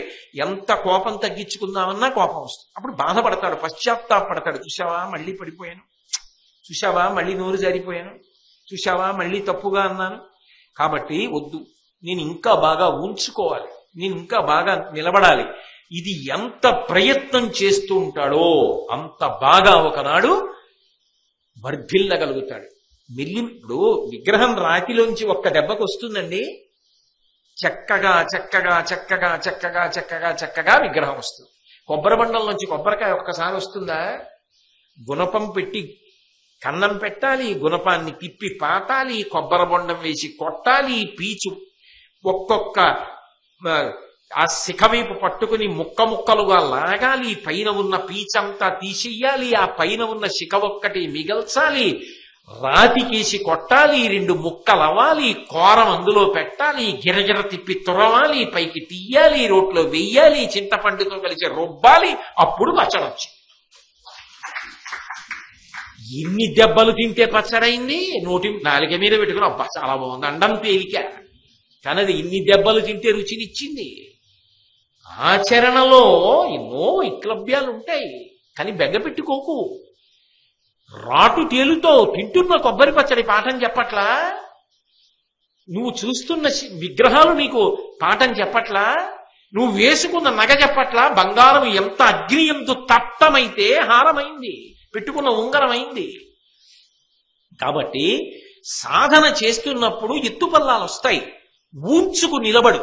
ఆ ఊంచుకు నిలబడడం మళ్ళీ మళ్ళీ మళ్ళీ మళ్ళీ సాధన చేస్తుంటే ఒకనాడు వన్నెకిక్కుతాం. విశ్వామిత్రుడు ఎంత కష్టపడ్డాడు జీవితంలో, అన్ని దిక్కులు తిరిగాడు మహానుభావుడు తపస్సులో. ఎన్ని మాటలు తపస్సు జారిపోయింది కామక్రోధాలకి, అయినా ఊంచుకుని బ్రహ్మర్షి అయ్యాడా లేదా ఒకనాడు? ఎందుకు వచ్చాయి కావ్యాలు పురాణాలు? మనిషిగా బ్రతకడం నేర్పడానికి వచ్చాయి. అది చెప్తున్నాడు భీష్ముడు అంపశయ్య మీద పడుకుని. ఇలా చెప్పగలిగిన వాడు లేడురా అనే కృష్ణ పరమాత్మ చెప్పించాడు లోకం కోసం. సమాజ వికసనానికి కృష్ణుడి కన్నా భీష్ముడి కన్నా పాటుపడిన వాళ్ళు ఎవరున్నారు? వాళ్లే ఆదర్శమూర్తులు. కాబట్టి శీలంబు, ఆ నడవడి లేకపోతే ఎన్ని తెలిసున్నవాడైనా గౌరవించరు సుమా. రాముడు అయోధ్యకాండలో రామాయణంలో మాట్లాడుతూ ఒక మాట అంటాడు, కులీనం వా వీరం పురుషమానినం చరిత్రమేవ వ్యాఖ్యాతి శుచిం వా ఇది వా శుచిం అంటాడు. కులీనం వా, ఆయన ఎక్కడ పుట్టాడు, ఎవరికి పుట్టాడు, ఎంత గొప్ప ఇంట్లో పుట్టాడు, ఇవన్నీ కాదు చూసేది. అలాగే వీరం పురుషమానినం, ఆయన ఎంత బాగా యుద్ధం చేయగలడు, ఎంత పరాక్రమం ఉన్నవాడు, ఎంత ధనుర్వేదం వచ్చు, ఎంత చదువుకున్నాడు, ఇవి చూడరు ఒక మనిషిని గౌరవించేటప్పుడు. చారిత్రమేవ వ్యాఖ్యాతి, ఆయన ఎలా ప్రవర్తిస్తూ ఉంటాడు, ఆయన నడవడిలో దోషాలు ఎలా దిద్దుకుంటూ ఉంటాడు, ఆయన వృద్ధిలోకి రావడానికి ఎంత కష్టపడుతూ ఉంటాడు, ఎంత ఆచరణాత్మకమైనటువంటి జీవితమును కలిగి ఉన్నాడు, దీన్ని ప్రధానం చేసుకుంటారు. శుచిం వా యది వా శుచిం, ఆయన మంచి నడవడి కలిగిన వాడే అని చెప్పాలి అంటే జీవితంలో ఆచరణ చేస్తున్నవాడేనా, అలా బ్రతుకుతున్నవాడేనా అని చూస్తారు. అలా బ్రతకనప్పుడు ఎన్ని మాట్లాడినా, ఎన్ని చెప్పినా, ఎక్కడ పుట్టినా, ఎంత సంపాదించినా, ఎన్ని చదువుకున్నా, ఎన్ని మాట్లాడినా నిరర్ధకములే. రాముడు తీర్పు చెప్పాడు. కాబట్టి కులీనం వా వీరం పురుషమానినం చారిత్రమేవ వ్యాఖ్యాతి శుచిం వా ఇది వా శుచిం అంటాడు. కాబట్టి శీలము, ఆచరణ, ప్రవర్తన ఇది చాలా చాలా ప్రధానము సుమా. ఆ ప్రవర్తన చేత కానినాడు, ఆచారము చేత కానినాడు మనిషి గౌరవమును పొందడు. కాబట్టి ఆ శీలంబు కలుగు జగదీశుడు శ్రీమంతుండై యశస్వియునై ఎంతయు సౌఖ్యంబు పొందు నిభపురనాథ. ప్రత్యేకించి రాజ్యాన్ని పరిపాలించేటటువంటి రాజు యందు ఇటువంటి గుణములు ఉంటే ధర్మరాజా ప్రజలకి కూడా చాలా తేలికగా అలవాటైపోతాయి. ఎందుకని అంటే మనని పరిపాలించే ప్రభువు ఇటువంటి సుగుణములు కలిగినవాడు. మనం కూడా ఆయన బాటలో నడవద్దు. యథారాజా తథా ప్రజ. ఆయన అధర్మమును అంగీకరించాడు కాబట్టి మనం కూడా అధర్మం జోలికి వెళ్ళద్దు. ఆయన ఎంత ధర్మాన్ని నమ్మి బ్రతుకుతున్నాడు, మనం అలా ధర్మాన్ని నమ్మి బ్రతుకుదాం. ఆదర్శవంతుడై ముందు రాజు ఉండాలి అని చెప్తూ, అలా ఎవరు ఉండగలుగుతాడో అటువంటి వాడు జగదీశుడు శ్రీమంతుడు, చక్కగా ఐశ్వర్యవంతుడై యశస్వియునై అపారమైన కీర్తి సంపాదించుకున్నవాడై ఎంతయు సౌఖ్యంబు పొందు నిభపురనాథ, ఎంత సౌఖ్యాన్నైనా పొందుతాడు అని. రాజు దండనాధికారమును పొంది ఉంటాడు. ఆయన శిక్ష వెయ్యగలడు. ఆయన శిక్ష వేసేటప్పుడు ఎంత జాగ్రత్తగా ఉండాలో, ఎటువంటి వాడిని కూడా శిక్షించవలసి ఉంటుందో, ఏది ప్రధానమైన దోషముగా స్వీకరించవలసి ఉంటుందో భీష్ముడు అప్పశయ్య మీద పడుకుని చెప్తున్నాడు ధర్మరాజుతో. శాంతుడు కాకని ఆయుధవంతుండై కనియు విప్రుడు వసుధేశుడు వేదాంతినైన హింసించుట ఎంతయు ధర్మంబు శృతులు ఇట్లని చెప్పున్. ఎంత నిష్కర్షగా నిర్మోహమాటంగా చెప్తున్నాడో చూడండి. శాంతుడు కాక అని ఆయుధవంతుండై కవియు విప్రుని, పుట్టుక చేత బ్రాహ్మణుడు, శాస్త్రములన్నీ చదువుకున్నాడు, దాంట్లో ధనుర్వేదం కూడా చదువుకున్నాడు. అది క్షత్రియులకు నేర్పి ధర్మ సంస్థాపన కోసం పాటుపడవలసిన వాడు తానే యుద్ధానికి వెళ్ళాడు. తానే యుద్ధానికి వెళ్ళి అస్త్రప్రయోగం చేసి ఎంతో మందిని మట్టు పెట్టేస్తున్నాడు. అటువంటి వాణ్ణి భూనాథుడైన వాడు చంపేస్తే దాని వలన వాడికి దోషము రాదు. ఎందుకని? ధర్మరాజు గారి మనసులో ఒక పెద్ద చింత ఉంది. గురువు గారు ద్రోణాచార్యులు వారిని చంపేమే, అది కట్టి కొడపదా, తప్పు కాదా అనుకుంటున్నాడు ధర్మరాజు. అందుకు చెప్తున్నాడు భీష్ముడు, ద్రోణుడు విప్రుడు కదా, వేదాంగములు చదువుకున్నవాడు కదా, ధనుర్వేదం చదువుకున్నవాడు కదా, క్షత్రియులైన శిష్యులకి ఆ అస్త్ర విద్య నేర్పాలి, ధనుర్వేదం నేర్పాలి. తానెందుకు రావాలి యుద్ధానికి? తానెందుకు అస్త్రప్రయోగం చెయ్యాలి? కాబట్టి శాంతుడుగా కని ఆయుధవంతుండై కవియు విప్రు వసుధేశుడు వేదాంతినైన హింసించుట ఎంతయు ధర్మంబు శృతులు ఇట్లని చెప్పును. వేదములు చెప్తున్నాయి. పాఠం మాత్రమే చెప్పవలసిన వాడు యుద్ధభూమికి రావడం ఎందుకు? ద్రోణుడి విషయంలో అన్వయం ఆనాడు.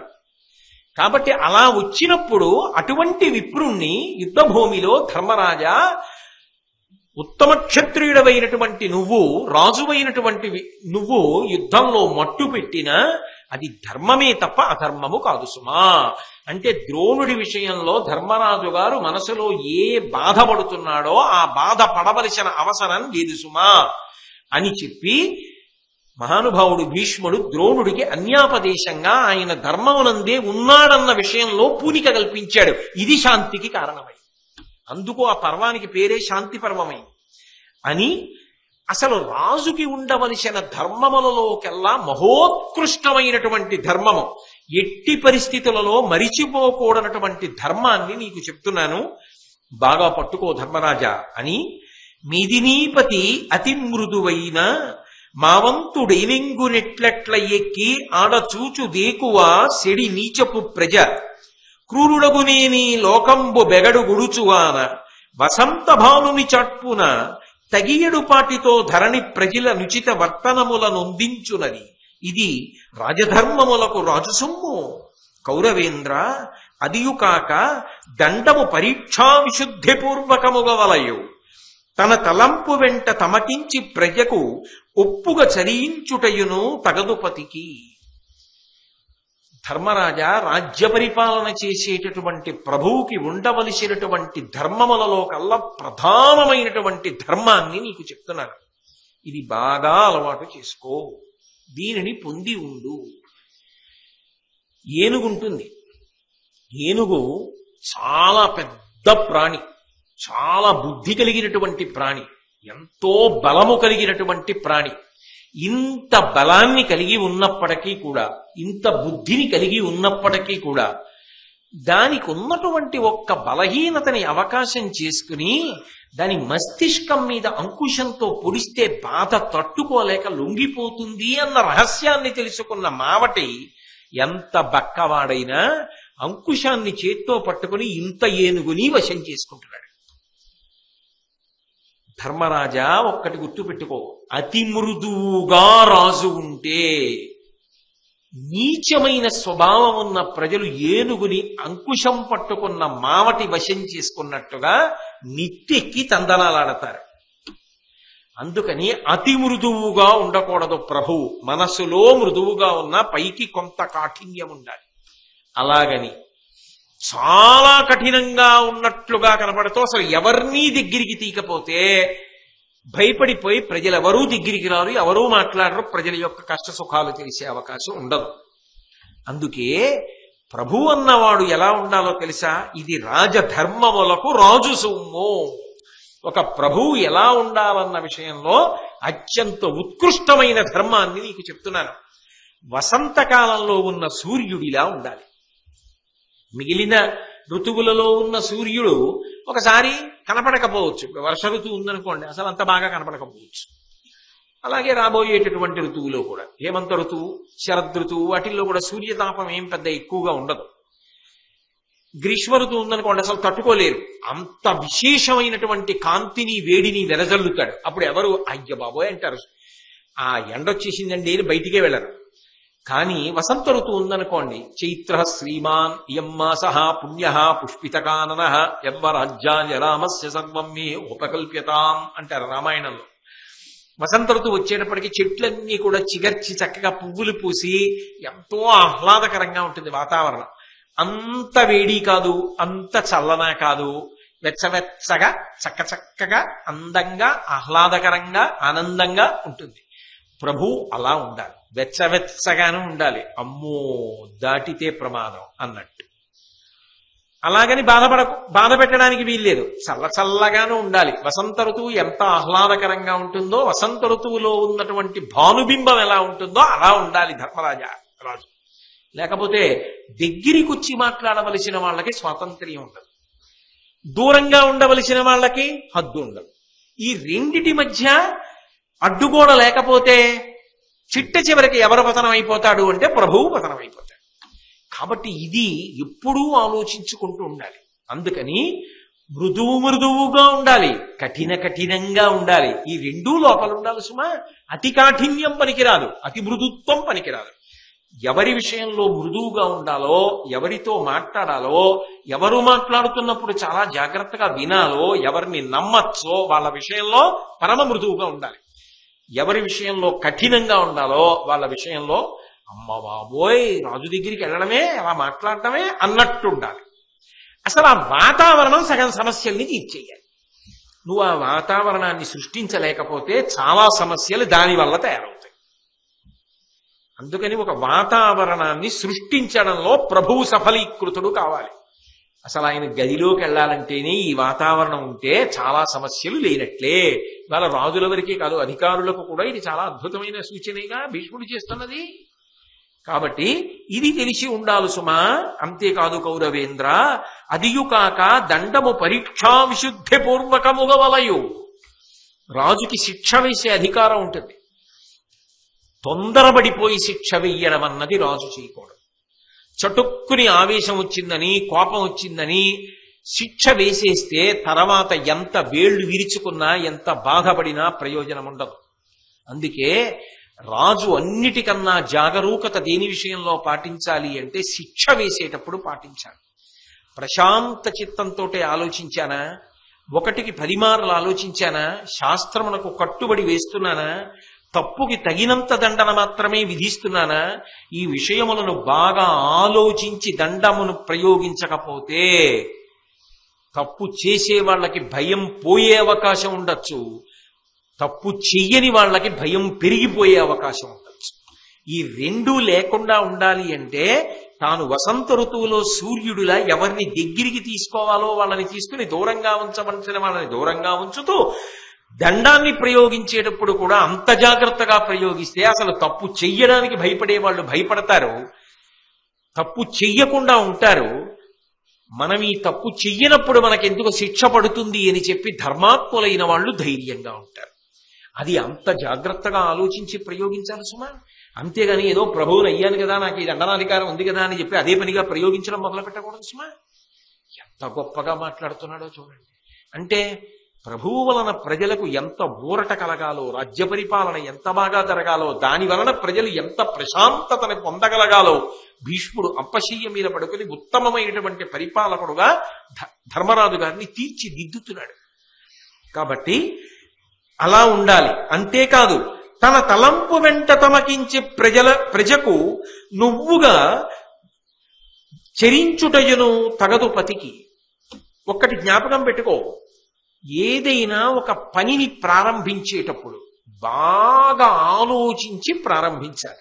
ఎందుకని అంటే ఈ పని చేస్తే ప్రజలకి ఎంత బాధ కలుగుతుంది, ఎంతమంది సుఖపడతారు, నేను ఇది చెయ్యొచ్చా, ఇది చేయకుండా ఉండడం మంచిదా, పరిపరి విధముల ఆలోచించిన తరువాత నిర్ణయాన్ని ప్రకటించి కార్యాచరణకి రావాలి తప్ప దుంతుడుగు స్వభావంతో నీకు నచ్చిందని ఆచరణ చెయ్యవద్దు.